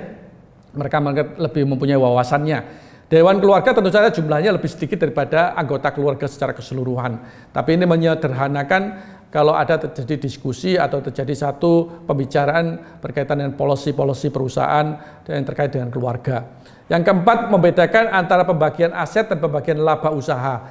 Nah ini seringkali kalau tidak dikelola dengan baik, aset dan laba usaha itu dicampur aduk ya. Seperti saya kalau di PT Biru Semesta Abadi ini sudah memisahkan. Jadi aset semua itu harus dijadikan milik perusahaan. Bukan lagi menjadi milik pribadi saya, Yance Wongso. Sebab saya berpikir kalau saya nanti meninggal dunia, maka terjadi satu kekacauan. Karena aset itu tidak lagi dimiliki oleh satu orang, tapi bisa dimiliki oleh anak-anak saya dan istri saya. Jadi ada berapa banyak orang yang perlu menandatangani satu surat saja untuk melakukan suatu tindakan terhadap aset tersebut, yang tadinya hanya saya sendiri ya. Tapi kalau itu sudah atas nama perusahaan, maka direksi yang menandatanganinya ya. Dan nanti keluarga bagaimana? Keluarga menjadi bagian daripada pemegang saham. Ini adalah pengaturan bagaimana kita mengatur aset. Laba usaha juga demikian, bagaimana mengaturnya. Dividen berapa besar ditentukan, kapan ditentukannya, dan juga apakah ada pencadangan untuk pengembangan usaha sehingga tidak serta-merta semua laba usaha harus dicairkan untuk pemilik misalkan seperti itu ya. Jadi harus ada satu kebijakan-kebijakan dan harus bedakan antara ini laba atau ini aset sehingga masing-masing bisa mempunyai satu porsi yang baik dalam usaha tersebut. Kelima, usahanya harus berkembang. Itu pasti ya. Keluarganya akan berkembang, punya anak dan punya cucu. Kalau usahanya tidak berkembang, maka akan terjadi kekurangan. Yang tadinya menarik buat satu orang menjadi tidak lagi menarik buat 10 orang karena usahanya tidak berkembang ya. Jadi penting sekali usaha ini harus berkembang sehingga semua anggota keluarganya juga mendapatkan porsi yang layak, yang mereka juga bersenang-senang dan mereka mendapatkan satu tingkat pelayanan yang cukup dari usaha tersebut bagi kesejahteraan mereka ya. Yang keenam, ada penerus yang mempunyai keinginan untuk bergabung dalam usaha keluarga. Ini sebetulnya merupakan satu penentu ya. Ada penerusnya enggak yang mempunyai keinginan untuk bergabung dalam usaha keluarga? Ini merupakan satu ujian ya bagi satu usaha keluarga yang berhasil. Kalau betul dikatakan bahwa usaha ini adalah sesuatu yang menarik ya, pasti ada penerus yang berkeinginan untuk bergabung dalam usaha keluarga. Tapi kalau misalkan di situ masih belum dipisahkan secara profesional, masalah keluarga dan masalah usaha nyampur semua, dan asetnya ini campur aduk, yang ini dimiliki oleh siapa dan sebagainya, penerus apakah mau atau berminat untuk meneruskannya? Dia bilang masuk usaha keluarga rumit sekali, lebih baik saya mencari usaha atau kerjaan di lain tempat karena di situ saya akan mengalami kesulitan ya. Jadi nomor 6 ini adalah sebagai bagian daripada ujian dari 1, 2, 3, 4, 5 apakah itu betul-betul terjadi, yang dibuktikan dengan adanya penerus ya. Tapi memang penerus ini juga itu bukan satu-satunya ujian ya. Ada satu kemungkinan lain sebetulnya bagi usaha keluarga yang berhasil, itu bisa dijual ya, bisa dijual. Itu harus selalu menjadi satu pertimbangan. Jadi banyak dari kita pikirkan bahwa usaha keluarga itu adalah harus dimiliki oleh kita sepenuhnya 100%. Sebetulnya bisa juga partially ya. Banyak sekarang kan usaha-usaha keluarga yang partially dimiliki oleh publik bahkan, atau oleh orang lain atau kelompok lain ya. Jadi ada grup lain dan sebagainya. Jadi hanya memegang sebagian percentage aja. Seperti misalkan kalau kita katakan Aqua itu dulu dimiliki oleh satu keluarga, tapi kemudian ada Danone masuk di sana. Mungkin sahamnya mengecil, tapi mereka tetap mempunyai satu pertumbuhan yang bagus sekali dengan partner strategis yang mereka miliki. Jadi itu merupakan satu opsi yang selalu ada. Jadi kalau misalkan saya tidak ada penerus bagaimana ya? Salah satunya adalah mencari pengganti secara profesional atau mencari partner baru untuk mengembangkan usaha ini. Ingat bahwa satu usaha itu adalah satu yang disebut sebagai pribadi yang dia mempunyai potensinya sendiri dan dia punya hak hidupnya sendiri. Satu organisme yang bisa berkembang dan merealisasikan potensinya sendiri. Tidak, kalau satu keluarga tidak bisa mengembangkannya, maka baiknya usaha itu bisa dikembangkan oleh keluarga yang lain atau orang-orang yang lain yang mempunyai minat yang serius untuk mengembangkannya. Ya, itu adalah haknya dari perusahaan itu sendiri. Coba kita tinjau praktek-praktek usaha keluarga. Saya paling kagum itu dengan keluarga Walmart ya, Sam Walton. Ini adalah data di World's Real Time Billionaires. Coba kita lihat yang di sebelah kiri nomor 1 Jeff Bezos, itu pemiliknya Amazon, dia kekayaannya 185 billion US dollar ya. Tapi coba yang saya kotakin itu ada 3 dari anggota keluarga yang masuk di dalam 20 besar ini ya. Alice Walton, Jim Walton, dan Rob Walton ini adalah 3 bersaudara. Ada 1 John Walton yang meninggal dunia, kemudian diwariskan kepada anak dan istrinya. Itu ada di peringkat-peringkat yang lebih bawah. Tapi coba dari 3 anak Walmart ini sendiri, masing-masing mempunyai kekayaan 70 kurang lebih billion US dollar. Tapi kalau dijumlahkan coba 70, 210. Ya, saya cermati dari keluarga mereka ada pewaris daripada Walmart, ya, keluarga Walmart itu ada 7 ya. Itu jumlahnya 256 billion US dollar. Jadi secara keluarga mereka adalah keluarga yang paling kaya ya di dalam di dunia ya, mendominasi. Dan kalau kita cermati dari tahun ke tahun mereka tetap seperti itu ya, Walmart. Apa yang dilakukan oleh Walmart itu menarik. Sam Walton mengatakan bahwa pada saat anaknya yang Rob Walton itu baru usia 9 tahun, baru menjelang 9 tahun, dia sudah membagi warisan kepada anak-anaknya. Membagi warisan dengan cara gimana? Dia bagi masing-masing anaknya diberikan 20%, sedangkan dia dan istrinya mendapatkan 20%. Jadi dia mengalihkan title daripada properti dan bisnisnya kepada anak-anaknya itu pada usia mereka masih di bawah 9 tahun. Dan dia katakan bahwa kalau saya mengalihkan properti itu pada saat awal, pada waktu harganya masih murah, maka saya akan membayarkan pajak yang jauh lebih sedikit daripada kalau saya mewariskan properti itu pada saat 40 tahun, 50 tahun dari saat itu, di mana propertinya akan sudah meningkat sangat banyak sekali karena dia mengerjakan juga antara retail dan properti ya. Jadi ini yang menjadi satu kekaguman saya, dan saya tertarik untuk mempelajari lebih lanjut dari apa yang dikerjakan oleh Sam Walton ya. Itu merupakan satu praktek bisnis yang menarik. Kita mewariskan properti kepada anak-anak pada waktu properti itu masih murah, tetapi anak-anaknya juga bisa mengerjakan usaha itu untuk selanjutnya usaha itu bisa berkembang, meningkatkan nilai daripada asetnya, nilai daripada kekayaannya, sehingga dengan menghemat dari pajak kalau kita wariskan. Sekarang waris itu tetap kena pajak ya. Walaupun dulu pernah satu waktu itu tidak kena pajak, sekarang mewariskan sesuatu kepada anak kita itu nanti juga kena pajak, ya. Kena pajaknya cukup lumayan kalau sudah nilainya besar, ya. Oke, coba kita tinjau sekarang gap intergenerasi. Ini mungkin teman-teman lebih familiar ya, karena sehari-harinya kalian berkecimpung di sini ya. Gen Z, post millennial, semua kita perlu bahas sedikit aja supaya kita mengerti satu sama lain. Gen Z atau post millennial selain sangat menguasai teknologi digital juga mempunyai pandangan yang kuat tentang isu politik dan sosial yang penting yang terjadi ya. Generasi Y, Y yang disebut generasi milenial itu sangat terampil menggunakan teknologi dan platform media sosial. Generasi X itu tahun 65 sampai 80 kurang lebih, kemampuan untuk menyeimbangkan etos kerja yang kuat dan sikap yang santai atau rileks. Dan ada generasi baby boomers, mempunyai kepercayaan diri yang tinggi, nyaman dengan otoritas dan bebas merdeka. Ya, mereka lagunya itu punk rock gitu ya. Generasi silent tahun 25 sampai 45 diajarkan untuk diam dan tidak berbicara secara terbuka tentang pandangannya akan isu politik dan sosial yang penting yang terjadi. Coba pikirkan kalau misalkan generasi silent ini dengan generasi Z kumpul, apa yang terjadi? Ya, jelas ini bertolak belakang. Yang satu justru bicara tentang politik dan sosial, yang penting itu harus dibicarakan dan mereka memperjuangkannya, tapi generasi silent ini justru menghindarkan dan bersikap diam. Udah seperti itu jangan dibicarakan ya, sama seperti kita di Indonesia juga. Sekarang banyak orang yang lebih sensitif terhadap isu politik dan sosial, mempunyai satu pandangan terhadap HAM, hak asasi manusia dan sebagainya. Oke, ini kita semua pahami tentang gap intergenerasi ya.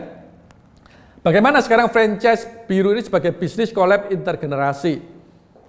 Kita sudah mempunyai satu dasarnya tentang bisnis keluarga. Kita tahu bahwa intergenerasi, antar generasi itu ada perbedaan-perbedaan yang harus dijembatani ya. Dan franchise ini sebagai satu yang menjembatani daripada intergenerasi bisnis tersebut. Satu, memisahkan masalah keluarga dan masalah usaha. Mengapa?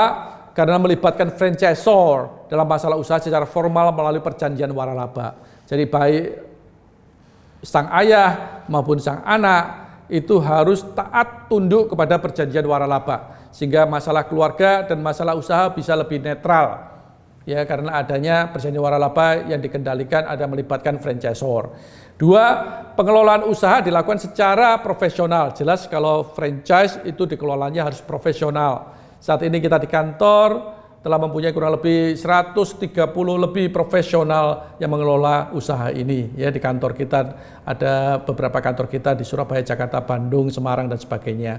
Dan di gerai-gerai semuanya juga tidak dijagain sendiri, artinya dikelola oleh profesional. Ada 6 karyawan yang bertugas dengan 2 shift kerja di gerai-gerai tersebut. Ya, jadi pengelolaan dilakukan secara profesional karena memang kita adalah usaha profesional. Yang ketiga, aturan usaha yang jelas dan harus ditaati oleh setiap penerima waralaba. Aturan franchise itu harus ditaati oleh penerima waralaba. Memang betul bahwa aturan franchise ini tidak bisa melingkupin pada keluarga, karena itu aturan internal keluarga dan dewan keluarga terkait dalam bisnis keluarga tersebut harus dibentuk, ya.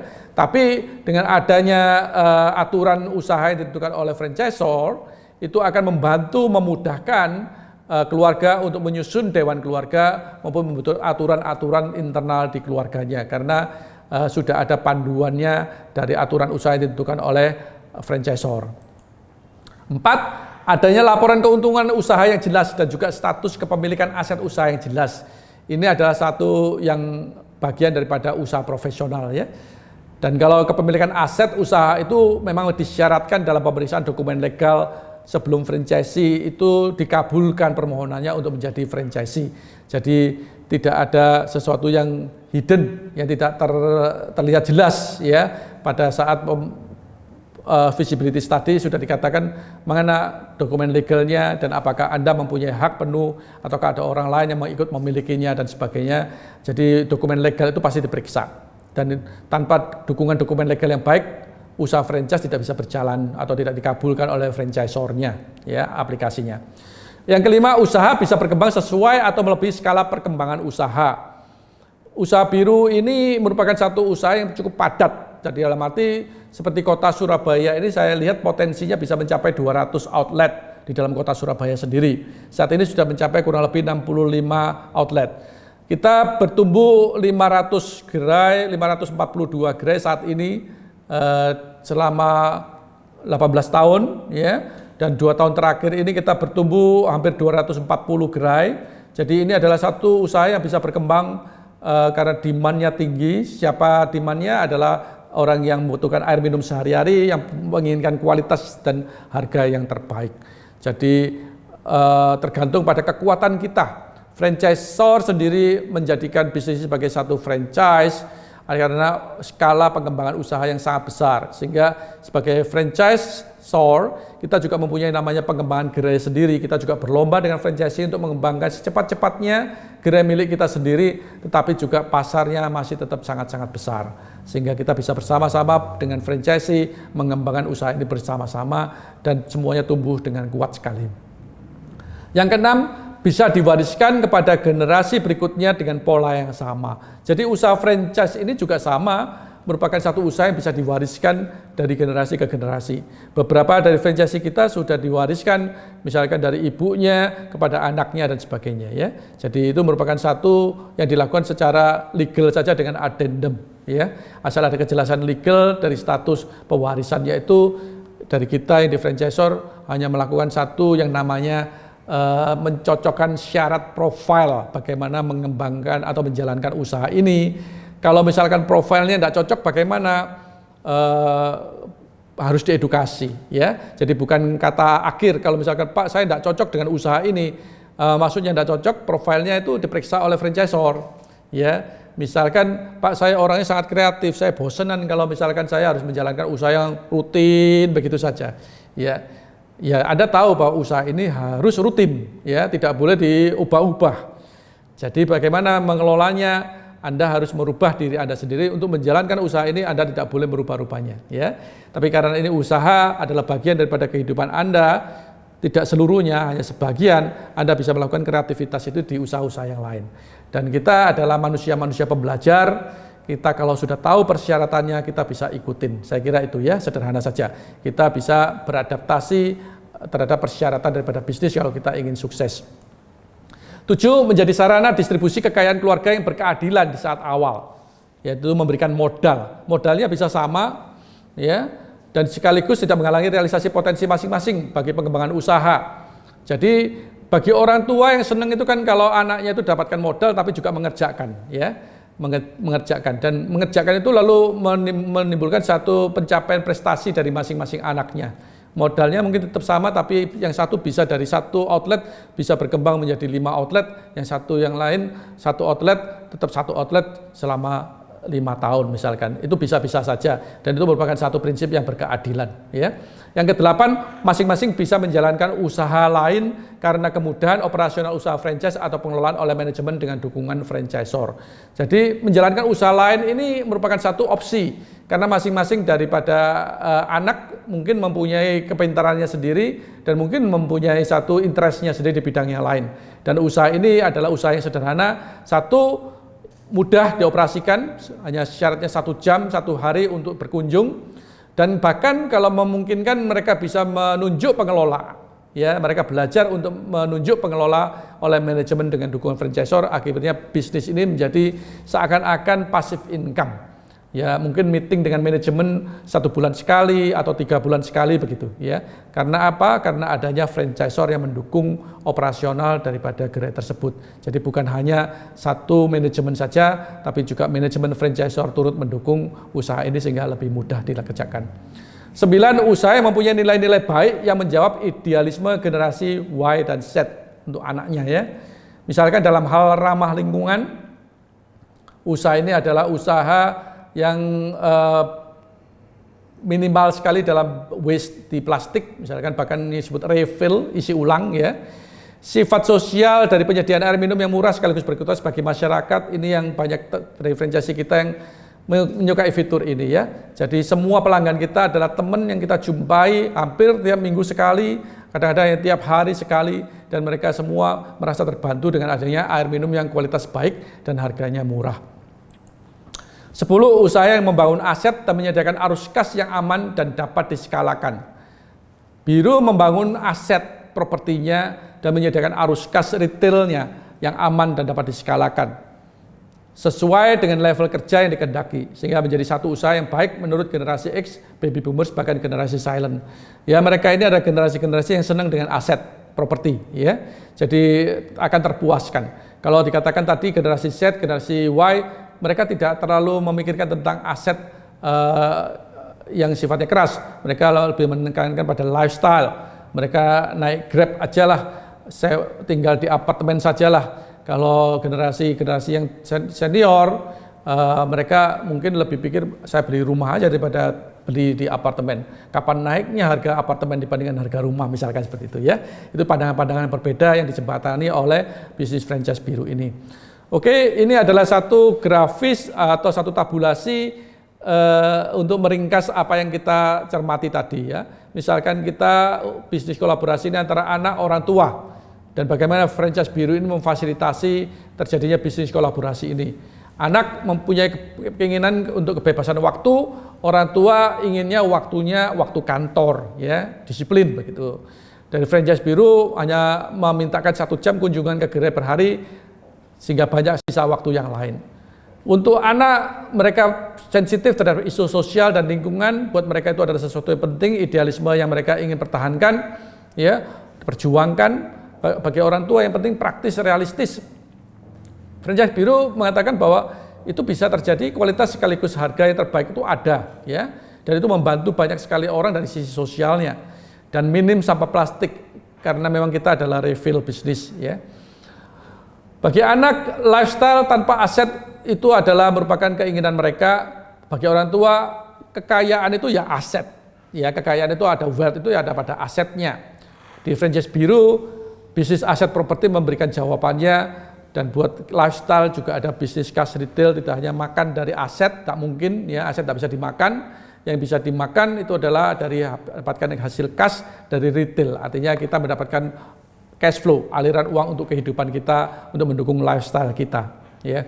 Untuk anak, mereka mempunyai semangat muda. Ya, saya masih punya cita-cita untuk mengembangkan menjadi banyak outlet, dari satu outlet dan sebagainya, tergantung pada keinginan mereka. Ya, orang tua seringkali sudah pada zona nyaman.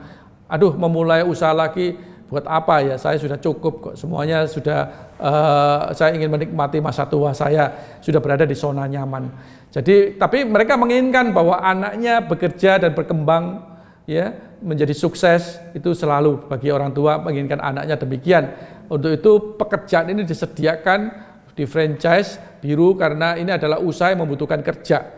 Bahkan sampai dengan bagaimana mengelola manajemen yang bekerja itu adalah suatu kerja yang sangat-sangat produktif dan sangat-sangat mempunyai nilai tambah yang tinggi. Ya, bagaimana menyusun manajemen yang bisa bekerja untuk mereka.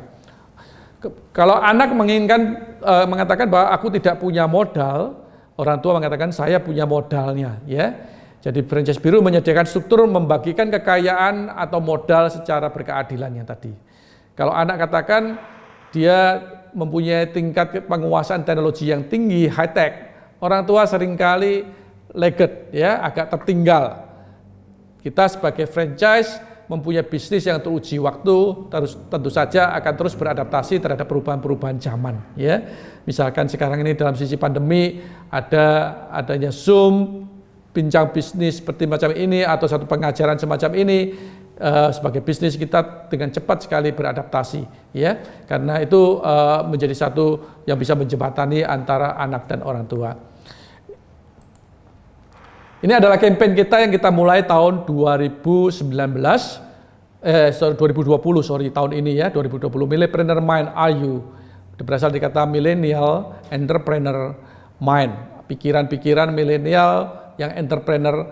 Apakah Anda mempunyai pikiran yang demikian? Ini bisa dimiliki oleh yang generasi senior, orang tua maupun yang anak muda ya. Jadi ini yang menjadi campaign kita yang akan kita lanjutkan juga tahun 2021. Coba kita lihat apa yang terjadi. Ini ada di Instagram kita ya. Ini Pak Koko Satria ini dulu sekolahnya di Ciputra. 27 tahun, dia katakan saya waktu mahasiswa saya mendengar Pak Yanja presentasi di sana, saya kembali ke Balikpapan, saya ingin melihat kembali lagi orang tua saya punya lokasi yang baik, saya ajukan untuk membuka biru di sana. Saat ini dia membuka 2 gerai dari aset yang dimiliki oleh orang tuanya. Ini Pak Yusuf Satrio, ibunya seorang pegawai negeri, keluarganya keluarga pegawai negeri. Pada waktu pengelolaan awalnya dia tidak mengerti karena dia tidak terlalu paham dengan bisnis ya. Jadi banyak campur-campur antara keluarga dan urusan profesional campur-campur, jadi uang kas kadang-kadang diambil gitu ya. Jadi tidak mengerti gitu. Kemudian pernah satu waktu kita ambil alih, kemudian kita ajarkan lagi selama setahun. Setelah itu diambil, sekarang dia betul-betul menikmatinya dengan istrinya dan memberikan testimoni yang baik sekali ya kepada kita. Jadi bisnisnya sudah menghasilkan dan dia enjoy sekali belajar bisnis dari franchise biru ya. Ini adalah rumah yang diberikan oleh orang tuanya yang tidak mengerti tentang bisnis, tetapi dia katakan di franchise biru kamu bisa belajar bisnis dan akan didampingi untuk itu. Pak Oki ini juga sekarang mempunyai 2 lokasi, itu mendirikan rumah, orang tuanya juga masih tinggal di sana, hanya sebagian daripada rumahnya dipakai untuk depo biru ya. Satu lagi rumah yang satunya dipakai sepenuhnya untuk depo biru. Jadi dia juga mengerjakan kolaborasi dengan orang tuanya ya, tapi dorongannya lebih pada anak mudanya. Ini orang tua yang mestinya bisa mulai bergerak untuk membagikan kekayaannya kepada anak-anak mudanya dengan cara-cara yang saya sebutkan tadi ya. Tidak melulu di bisnis biru, bisa di cara pemikiran yang strategik ini bisa diaplikasikan kepada banyak hal ya.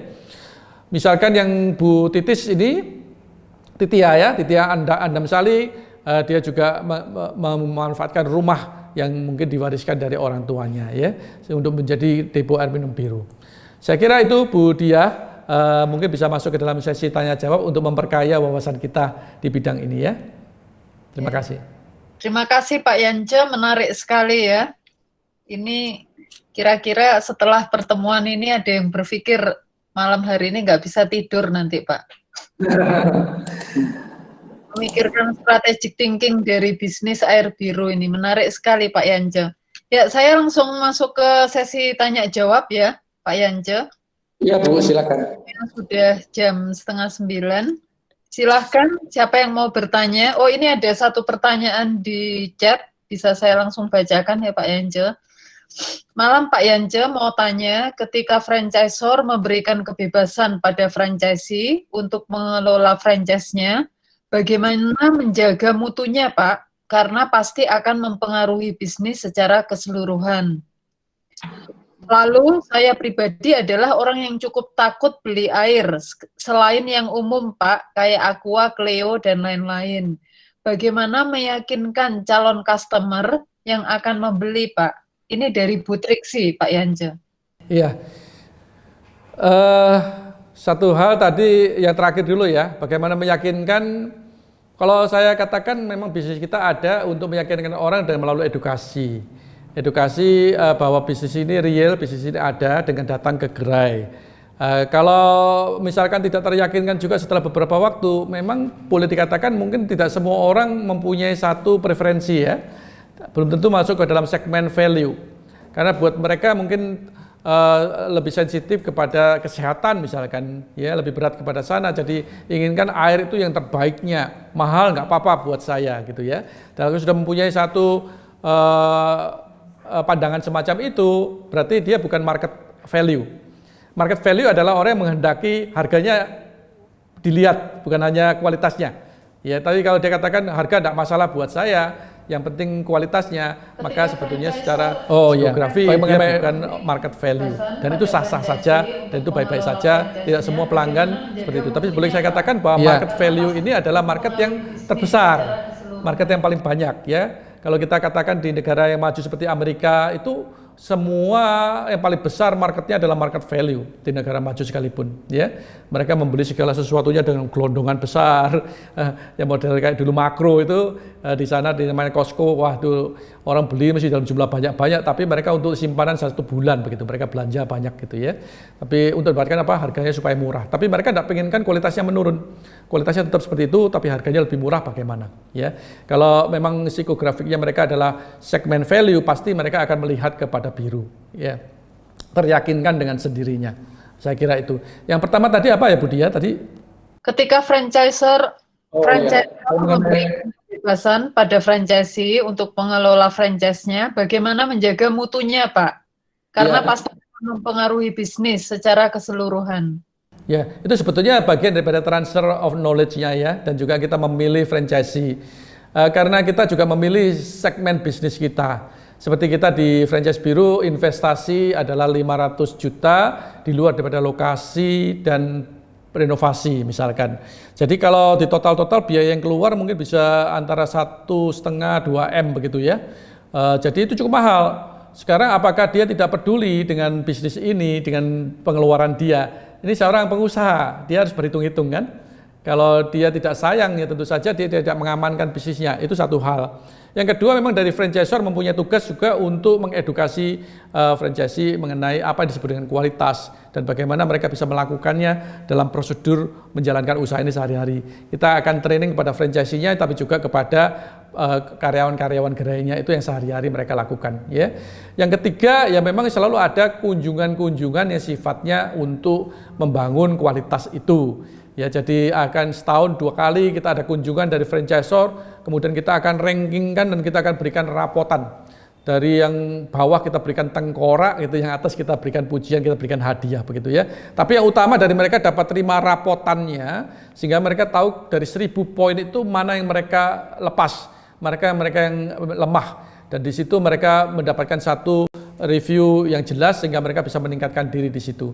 Jadi ini merupakan satu perlombaan antara satu franchisee dengan franchisee lain, antara gerai dengan gerai yang lain, karena di situ kita berikan juga insentif dan bentuk monetarinya ya, hadiah yang lumayan untuk mereka dapat bersenang-senang kalau tercapai sebagai satu kualitas yang baik begitu. Tapi yang terakhir utamanya adalah pelanggan. Pelanggan itu tidak bisa dibohongin ya. Pelanggan kalau lihat suatu gerai itu jorok ya akan menunjukkan tingkat penjualannya menurun. tingkat penjualannya menurun. Dan tingkat penjualannya menurun itu sebagai satu akibat daripada manajemen yang kurang beres. Saya kira itu ya. Jadi itu menjadi satu yang kita lihat indikasinya apakah usaha kita ini maju atau malah mundur. Kalau mundur berarti ada sesuatu yang salah di situ. Karena yang lain-lainnya maju kok punya saya aja yang mundur begitu ya. Jadi ada sesuatu yang harus dievaluasi lagi dan kita sebagai pemilik daripada usaha itu sayang karena kita kan investasinya udah mahal sehingga kita juga cukup serius harus mengelola bisnis ini. Saya kira itu Bu jawabannya mungkin. Ya, terima kasih Pak Yance. Ya, Bu Triksi menjawab. Terima kasih Pak, jawabannya singkat dan terasa apa adanya tanpa melebih-lebihkan. Keren Pak, terus. Ya, terima kasih Bu Triksi. Ya, silahkan ada teman-teman lain yang mau bertanya untuk Pak Yance malam hari ini. Bisa langsung. Materinya terlalu berat, saya kira enggak ya. Mungkin agak cepat banyak gitu ya. Karena memang harus menyusun. Memang materinya something new Pak buat teman-teman dan padat. Iya. Jadi mereka mencerna. Silahkan yang mau bertanya untuk Pak Yance. Kemana semua ini? Apakah ada link video? Apakah ada link video penjelasan detail mengenai produk biru ini? Karena saya tertarik dengan franchise ini, Pak. Dari Pak Sumarditan ini, Pak.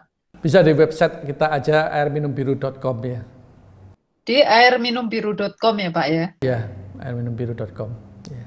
Bisa dilihat di sana, Pak Sumarditan. Ya, airminumbiru.com. Ya, baik. Terima kasih, Pak. Seperti dugaan saya, Pak Yance. Jadi melihat konsep dari air minum biru ini benar-benar menarik begitu ya. Bapak menggarap ini sangat profesional ya. Yang saya harapkan teman-teman bisa mengkritisi juga nggak apa-apa. Jadi ya barangkali saya tidak melihat ini dan sebagainya boleh ya. Buat saya juga tambah belajar juga. Karena mengerjakan PR ini jadi buat saya juga melihat sesuatu yang menarik yang saya kira di dunia franchise belum ada yang membahas tentang intergenerasi ini juga. Tapi saya lihat fenomena seperti tadi franchise saya muda-muda itu menggunakan lokasi daripada orang tuanya ya. Dan itu merupakan satu tren yang sudah kelihatan gitu. Jadi buat kita dipelajari sebetulnya bisnis ini bisa menjadi satu bisnis yang ideal untuk membagikan kekayaan buat mereka yang orang tuanya sudah senior dan bisa membagikan pada anaknya dengan keadilan seperti itu dan aman. Dan anaknya tetap bekerja, Jadi memberikan kail sekaligus memberikan pancingnya ya. Pancingnya juga memberikan ikannya ya. Cash flow-nya dikasih, ya dapat cash flow-nya, dapat asetnya begitu. Dapat kailnya, dapat juga ikannya begitu. Itu sangat menguntungkan sebenarnya untuk keluarga ya Pak ya, untuk keberlanjutan ya. Iya, dan juga banyak bisnis-bisnis lain sebetulnya bisa menerapkan yang tadi saya katakan mengerjakan bisnis aset itu sangat-sangat real untuk bisnis-bisnis yang ada. Tapi banyak orang yang tidak mau mempelajari untuk yang aset tersebut dalam hubungannya dengan bank, takut berutang dengan bank dan sebagainya. Masih biasanya orang-orang masih takut di situ Pak. Iya. Tapi tadi Pak Yance sudah menjelaskan panjang lebar begitu ya. Jadi secara real kan sebenarnya tidak perlu lagi ada ketakutan ya kalau memang mau serius menggeluti bisnis ini ya Pak ya. Bank itu adalah partner kita. Jadi kalau kita berkata apa adanya, kita memberikan data apa adanya, dia akan katakan, Pak, tidak layak Pak, ya jangan diterusin. Ya bank akan menghitung sendiri ya. Dia profesional di bidang keuangan dan kita mempunyai rekan atau partner perbankan, ya kita mendengarkan mereka gitu. Yang perlu kita lakukan kalau ditolak, ya kita evaluasi pada kita menyempurnakan bisnis model kita sehingga menjadi satu kelayakan bagi bank gitu. Setuju Pak. Terima kasih Pak. Ya teman-teman, ada yang mau bertanya kepada Pak Yance malam hari ini selain Bu Triksi dan Pak Sumarditan yang sudah tertarik ini dengan konsep air minum biru.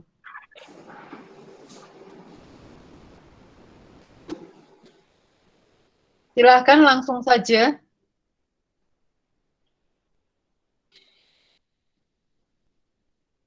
Ya, Dari Bu Endang Retno, saya bacakan ya Pak Yance. Selamat malam Pak, saya mau tanya bagaimana cara mengintegrasikan semua anggota franchise yang dimiliki, terutama apabila bisnis franchise yang dijalankan menyebar secara global di lebih dari satu negara. Karena tiap negara tentunya memiliki regulasi yang berbeda-beda. Terima kasih Pak. Iya, boleh saya ceritakan sedikit ya. Memang kita punya satu gerai R&D (Research and Development) di Amerika, dan di situ sebetulnya kita mencoba untuk market internasional. Satu outlet itu bagaimana sih? Regulasinya memang berbeda, otomatis ada adaptasi operasional yang berbeda juga. Misalkan kalau di Amerika tempat kita di kota Sacramento itu tidak ada yang namanya air gunung ya diangkut pakai truk tangki dan sebagainya yang kita lakukan di Indonesia karena kita punya air gunung. Jadi teknologinya tentu saja teknologi yang berbeda. Kita mengolah dari air keran ya. Air keran kita olah dengan permesinan yang lebih canggih, dan aspek-aspek daripada market juga berbeda. Apa yang mereka cari? Mereka mencari rasa dan mereka mencari keamanan terhadap kesehatan mereka, terhadap cemaran lead ya, timbal begitu ya. Jadi itu masih ada pasar-pasar demikian, tapi juga masalah tenaga kerja. Tenaga kerjanya mungkin juga beda dengan di Indonesia. Di sana mungkin jam-jaman untuk salary-nya misalkan gitu ya. Jadi kita mesti memperhitungkan juga. Jadi kalau namanya bisnis itu pasti sebelum masuk itu franchisor dulu yang masuk. Kalau franchise ya. Misalkan kita punya gerai di Balikpapan, itu pada waktu franchisee mengusulkan ujuran untuk membuka gerai di Balikpapan, ini tim kita franchisor datang ke Balikpapan untuk menyelidiki keseluruhan aspek yang ada di sana, termasuk juga harga jualnya bagaimana, sumber airnya di mana, apakah ini layak untuk membuka gerai biru di sana. Jadi dari sanalah sebetulnya franchisor juga kemudian membuka gerai sendiri, karena kita perlu mensupport franchisee yang ada di sana kan. Jadi kita biasanya bersama-sama dengan franchisee sehingga kita satu kapal yang sama. Situasi apapun yang terjadi di sana kita akan mendampingi franchisee dalam menjalankan bisnisnya begitu. Saya kira itu pola yang dilakukan di semua bisnis franchise ya. Saya kira ini adalah satu yang sifatnya pengalihan teknologi, pengalihan informasi. Dalam arti kata franchisor harus sudah mempunyai keahlian itu baru bisa mengalihkan teknologi atau informasi itu kepada franchisee. Jadi franchisor yang berada di garda depannya. Setelah menguasai dan berisiko minimal, maka bisa diberikan kepada franchisee untuk menjalankannya. Itu biasanya laboratorium kita paling besar adalah di gerai milik sendiri. Segala sesuatu diuji cobakan dulu di gerai milik sendiri, baru kemudian disampaikan kepada franchisee untuk melaksanakan. Saya kira itu Bu, yang konsep daripada franchise yang baik. Ya, terima kasih Pak Yance. Bu Endang bagaimana? Sudah terjawab ya Ibu ya? Untuk pertanyaannya dari Pak Yance ya. Jadi memang tadi saya menunggu Bapak belum sempat di awal belum sempat men-sharingkan untuk apa? Ini yang ada di Amerika ya Pak ya? Iya Bu. Menarik sekali. Silakan teman-teman, Bapak Ibu yang lain yang mau bertanya.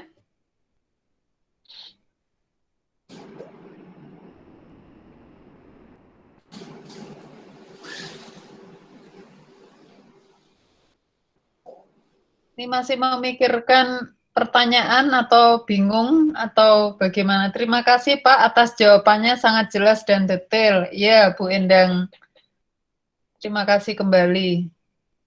Apa yang dari teman-teman yang belajar hari ini barangkali bisa di-sharingkan juga, apa yang tadinya menjadi satu yang mencerahkan begitu ya, sehingga kita bisa sama-sama mendengarkan, mungkin teman-teman yang lain juga ikut mendengarkan.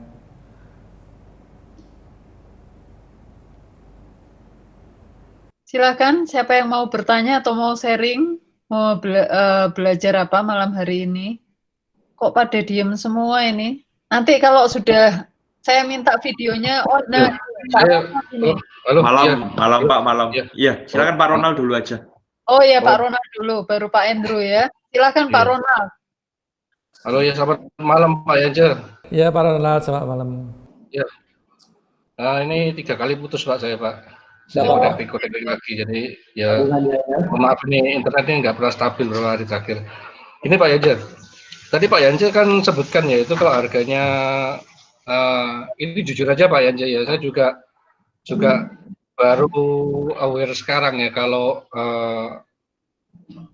biru ini air minum dalam kemasan air minum Pak ya. Soalnya kan beberapa kali ini kan blur itu Pak, antara air mineral yang 5.000-an per galon, yang ada dijual dingin ya 7.000 atau 4.000 itu Pak, dengan biru ya. Yang biru kan 7.000, sekitar 7.000-an Pak.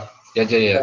Ya betul Pak. Nah, sementara kalau air minum yang benar itu kan yang franchise yang seperti merek-merek yang tadi Pak Yanja sebut itu kan sekitar 12.000, 13.000 sampai 15.000 ya. Nah tadi kan di depan kan Pak Yanja sebutkan bahwa kalau air biru ini kan sepertiga harganya daripada air minum dalam kemasan itu Pak.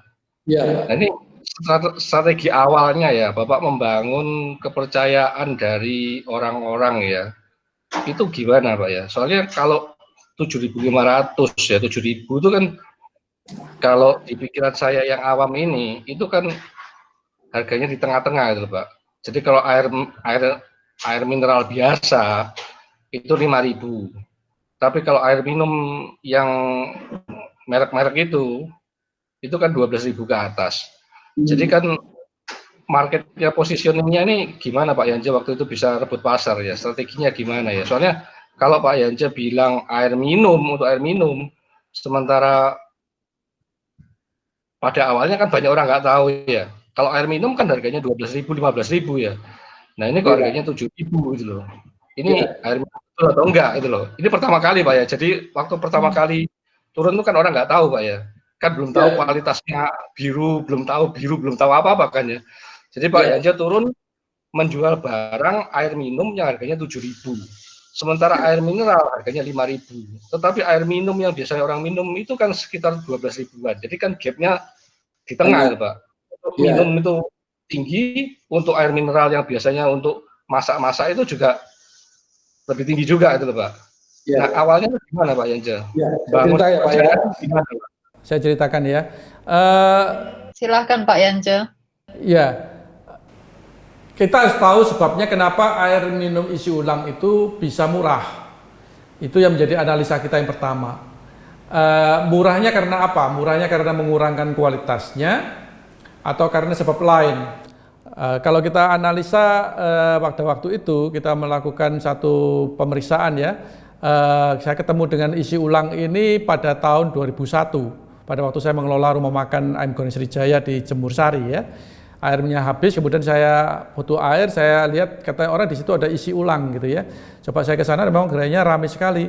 Harganya 2.500 dan Aqua pada waktu itu 7.500 ya. Jadi ini adalah bisnis yang real. Saya cermati apa yang membuat mereka bisa murah. Semuanya rata-rata segitu kok. Kenapa kok Aqua nggak bisa jadikan 2.500?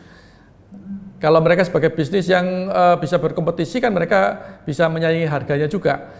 Nah, ini ada sesuatu di AMDK yang berbeda dengan di isi ulang. Di isi ulang mereka tidak menyediakan galon. Galon itu ada datang miliknya pelanggan yang datang, ya. Jadi tidak, kalau di pabrikan AMDK, saya tidak menyebutkan merek lah ya. Di pabrikan AMDK tentu saja galon itu disediakan oleh pabrikan dan itu ongkos. Kedua, yang paling utama adalah distribusi. Jadi dari pabrikan sampai kepada rumah kita itu melewati pengangkutan, mengangkut juga distribusi level-level, beberapa mungkin ada beberapa lapis ya.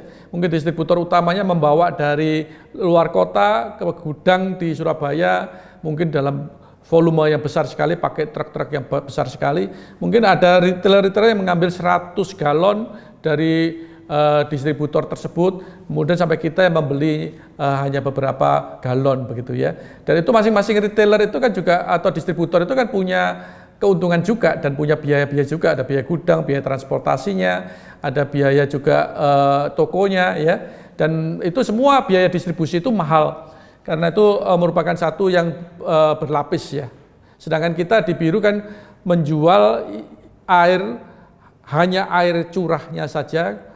Kemasannya mereka sediakan sendiri, cuma kita sterilkan dan kita bersihkan, dan juga kita tidak menyediakan distribusi karena kita punya pabrik dan outlet kita di tengah-tengah daripada target segmen kita, target market kita, sehingga mereka bisa datang ke gerai dengan cukup mudah karena lewat sehari-hari, sehingga lalu kita juga menghemat biaya transportasinya dan biaya distribusinya. Di situ kita pangkas biaya cukup besar. Jadi ini ada sesuatu yang sangat real, dan kalau saya mempunyai keyakinan ini kenapa? Karena sewaktu saya belajar di Amerika, waktu itu saya ada di San Diego, sehari-hari kita tidak bisa minum air keran. Kalau orang Indonesia di Amerika pada waktu zaman saya ya, itu tidak bisa minum air keran. Saya tidak tega minum air keran, itu tidak bisa gitu ya. Jadi kita membeli botol di supermarket gitu, yang istilahnya 1 galon ya 3, sekian liter gitu. Kalau habis kita isi ulang menggunakan vending machine yang ada di depan supermarket tersebut, dan kita kalau di dalam kita bayarnya adalah $1 termasuk wadahnya. Kalau kita isi ulang kita hanya membayar 25 sen. Seperempatnya, artinya mungkin wadahnya 25 sen, ya sepertiganya lah, dan itu sangat real. Dan ini negara Amerika, artinya airnya adalah air yang kualitas yang layak oleh FDA, ya, artinya yang dikatakan layak untuk konsumsi masyarakat oleh ketatnya hukum mereka terhadap kesehatan, ya. Jadi saya kira itu bukan sesuatu fenomena yang terjadi di Indonesia saja, itu di luar negeri, di semua negara itu terjadi. Kalau kita membuang kemasannya dan kita mengurangkan distribusinya, maka kita dapatkan produknya pada harga yang lebih rendah dengan kualitas yang baik. Jadi kita di Biru menggunakan air minum yang bersumber dari air gunung, dan sistem produksi kita samakan dengan pabrikan, cuma kita tidak menyediakan kemasan dan kita menyediakan distribusi. Disitulah harga dari 18.000, 20.000 bisa menjadi Rp7.000. Saya kira itu ya Pak. Dan bagaimana edukasinya bagaimana? Ya coba aja. Pelanggan itu akan coba, ya, pelanggan akan coba. Ya ragu, kenapa mau coba? Karena murah, ya. Bahkan sekarang kalau kita promosi pembukaan itu kita gratiskan selama beberapa hari sampai 1 bulan gitu, gratiskan. Mereka coba. Kalau mereka coba, mereka akan sudah mempunyai moment of truth, ya. Tidak bisa ditipu itu. Kalau sudah rasanya bagaimana, ya mereka akan mengujinya sendiri. Dan pelanggan-pelanggan itu mempunyai kepintarannya mereka sendiri dalam menguji. Ada yang mereka, salah satu franchisee kita misalkan, Pak, pada waktu saya sebelum menjadi franchisee, saya sebagai pelanggan Biru, saya pertama kali beli air minum Biru, saya beli 1 galon, saya naik ke atap rumah saya taruh di genteng, Pak. 2 minggu, kemudian saya amatin ada perubahan apa di airnya gitu ya. Jadi semacam itu. Kualitasnya benar-benar mereka uji untuk mereka tahu betul-betul apakah ini adalah satu yang real atau sesuatu yang hanya sifatnya promosi saja tanpa ada satu nilai tambah yang betul-betul real di situ ya. Jadi pelanggan itu adalah orang-orang yang smart. Kalau kita katakan segmen value itu adalah orang-orang yang smart. Mereka menginginkan kualitas, tapi mereka juga mencari harganya. Kalau mereka menemukan harganya, mereka juga menguji kualitasnya. Itu mereka adalah orang-orang yang berpikir panjang dan mereka berpikir smart semacam itu. Jadi kalau produk kita sudah diuji oleh mereka, itu adalah something yang real. Itu harga ditentukan dari pusat ya Pak? Ya, untuk per daerah kita tentukan supaya sama ya. Tapi harga antar kota bisa berbeda. Oh gitu. Jadi kalau Surabaya ini entah lokasinya di tengah kota atau di pinggir? Oh sama. Surabaya, Sidoarjo sama-sama. Tapi misalkan kita dengan Semarang lebih murah Semarang. Misalnya Semarang dengan Tasikmalaya lebih murah Tasikmalaya begitu. Tergantung market lokal Pak. Jadi kalau tadi katakan ada 5.000, kita adalah premium di depo air minum. Jadi usaha kita itu depo air minum Pak. Dipisahkan oleh pemerintah tahun 2004 dengan satu peraturan bahwa depo air minum itu beda dengan AMDK. AMDK pabrikan, kita adalah depo air minum. Oke. Iya Pak. Iya Pak. Jadi tadi kalau kaitan sama properti enggak bisa dibedakan ya di Surabaya. Jadi lokasinya yang baik, jadi orang itu invest properti yang tinggi nilainya, sama yang di pinggir-pinggir kota itu investnya rendah, jual. Sebetulnya kalau di properti tidak ada batasannya Pak, tidak ada batasannya. Bapak kalau bisnis properti itu punya hitungannya sendiri kan. Jadi kalau misalnya Bapak 2 miliar, apakah cocok untuk usaha ini Pak? Ya cocok saja, cuma kamu punya uangnya enggak? Kalau kamu enggak punya uangnya, misalkan kamu kreditkan ke bank, kamu sanggup bayar enggak untuk angsurannya? Pak, bagaimana hitung-hitungannya supaya bisa balik modal Pak, 2 miliar harganya? Ya bagaimana caranya untuk balik modal? Ya dijual aja, pasti balik modal. Itu kan aset. Ini bukan sesuatu yang hilang ya. Bangunan pun kan kita bangun untuk membangun gerai biru dan pabrik biru, ini adalah aset bangunan, punya nilai. Jadi kalau mau kembali asetnya ya dijual aja. Oke. Iya. Tapi intinya di Surabaya nggak ada perbedaan harga Pak ya? Nggak ada kalau Surabaya. Oke. Ya Pak Yance, terima kasih Pak. Terima kasih Pak. Ya, terima kasih Pak Ronald. Jadi memang sektornya sudah ada sendiri ya Pak Yance. Satu pertanyaan terakhir ya Pak Yance ya. Iya Bu. Ya, dari Pak Andrew. Silahkan Pak Andrew. Selamat malam Pak. Malam Pak Indro. Saya tertarik sama sharingnya Bapak yang tadi tentang tentang aset itu loh Pak. Kan tadi Bapak bilang satu memang fungsinya untuk potong kos ya, karena Bapak kan tidak menyediakan delivery dan lain-lain kan untuk franchisee kan seperti itu. Tapi di sisi lain saya tertariknya Bapak bisa mengelaborasi juga dengan kalau misalnya kalau namanya customer kan kadang suka diantar dan lain-lain, tapi Bapak di sini bisa menemukan nilai plusnya untuk franchisee. Jadi kalau misalnya nggak ada delivery, justru franchisee-nya bisa dapat ini kan Pak, dapat plus value ya. Contohnya tadi saya tangkap dari crowd-nya itu kan Pak, makanya nilai asetnya bisa naik Pak. Ya gitu. Nah yang saya amati, yang mau saya tanyakan juga, apakah dari franchisee Bapak ada yang sudah berpikir sampai sejauh seperti Bapak nggak? Apakah mereka sudah berpikir, oh kalau gerai saya ini rame, kira-kira nilai asetnya bisa naik, kemudian saya akan jual gerai ini lagi, mungkin saya akan buka gerai baru atau saya akan melebarkan usaha atau gimana gitu. Apakah selama ini ada nggak franchisee Bapak yang sudah berpikir seperti Bapak? Terima kasih Pak. Terima kasih ya Pak Indro. Saya jawab ya Bu. Mengenai franchise ini kita jalankan dengan edukasi ya. Pertama kali memang kita memikirkan tentang bisnis model dari McDonald untuk properti biru. Tetapi itu merupakan satu yang berbeda cara berpikirnya ya, karena properti McDonald tentu saja berbeda dengan properti kita yang di Indonesia. Jadi yang bisa bekerja di Indonesia adalah model pengelolaan bisnis aset properti yang seperti yang kita jalankan ya di biru. Dan ini kita edukasikan kepada para franchisee. Jadi secara aktif, apa yang saya katakan hari ini kita bicara sebetulnya lebih kepada kolaborasi intergenerasi. Ini yang franchisee belum mendapatkan dan baru awal-awal ini mendapatkan. Tapi tentang properti biru itu kita sudah edukasi sejak beberapa tahun. Jadi banyak sekali pengikut-pengikut kita dan mereka sudah mengerti tentang bagaimana aset biru itu sangat-sangat berharga. Ya. Jadi kurang lebih sepertiga daripada franchisee kita itu adalah mempunyai 2 gerai atau lebih. Bahkan sudah banyak yang mempunyai 9 gerai, 8 gerai. Bahkan yang paling banyak ada satu franchisee itu yang punya lebih dari 40 gerai. Ya, dan melakukan pola seperti yang kita lakukan. Jadi memang kalau kita di dalam sesi investasi properti biru, itu betul-betul kita bicarakan tentang detail sekali. Step by step-nya dan bagaimana kita menganulir risiko-risiko yang dihadapi dalam kita menjalankan bisnis kita. Jadi memang fungsi franchisor, selain kita itu menjalankan sendiri, kalau lihat dari artikel yang kita tulis ya, itu tahun 2009, 2011 begitu ya. Artinya kita tuh dalam tahapan kita menuliskan itu kita sudah menjalankan juga dan mengujinya sehingga menjadi satu praktek yang sudah teruji dan sudah aman. Kita sampaikan kepada franchisee untuk franchisee menduplikat kita, kemudian franchisee juga bersama-sama dengan kita bisa bantu juga untuk merealisasikan kalau mereka ada pertanyaan begitu. Jadi itulah bisnis franchise. Franchisor mengedukasi kepada franchisee dan franchisee mengikuti jejak daripada franchisor sehingga kita membangun bisnis bersama-sama begitu. Ya, baik Pak, sangat clear penjelasannya, terima kasih. Terima kasih Pak Andrew. Sudah jelas ya Pak Andrew ya. Baik Pak Yance, tepat sudah jam 9, kita mungkin bisa mengakhiri pertemuan kuliah tamu kita malam hari ini. Terima kasih banyak Pak Yance, sekali lagi saya mewakili S2MM UK Petra dan juga para teman-teman yang di sini. Silakan videonya di-on-kan lagi. Videonya di-on-kan, kita mau beri sambutan aplaus bersama-sama buat Pak Yance Wongso malam hari ini. Langsung kelihatan semua Pak. Memang beginilah. Iya. Pengalaman. Terima kasih ya semuanya perhatiannya.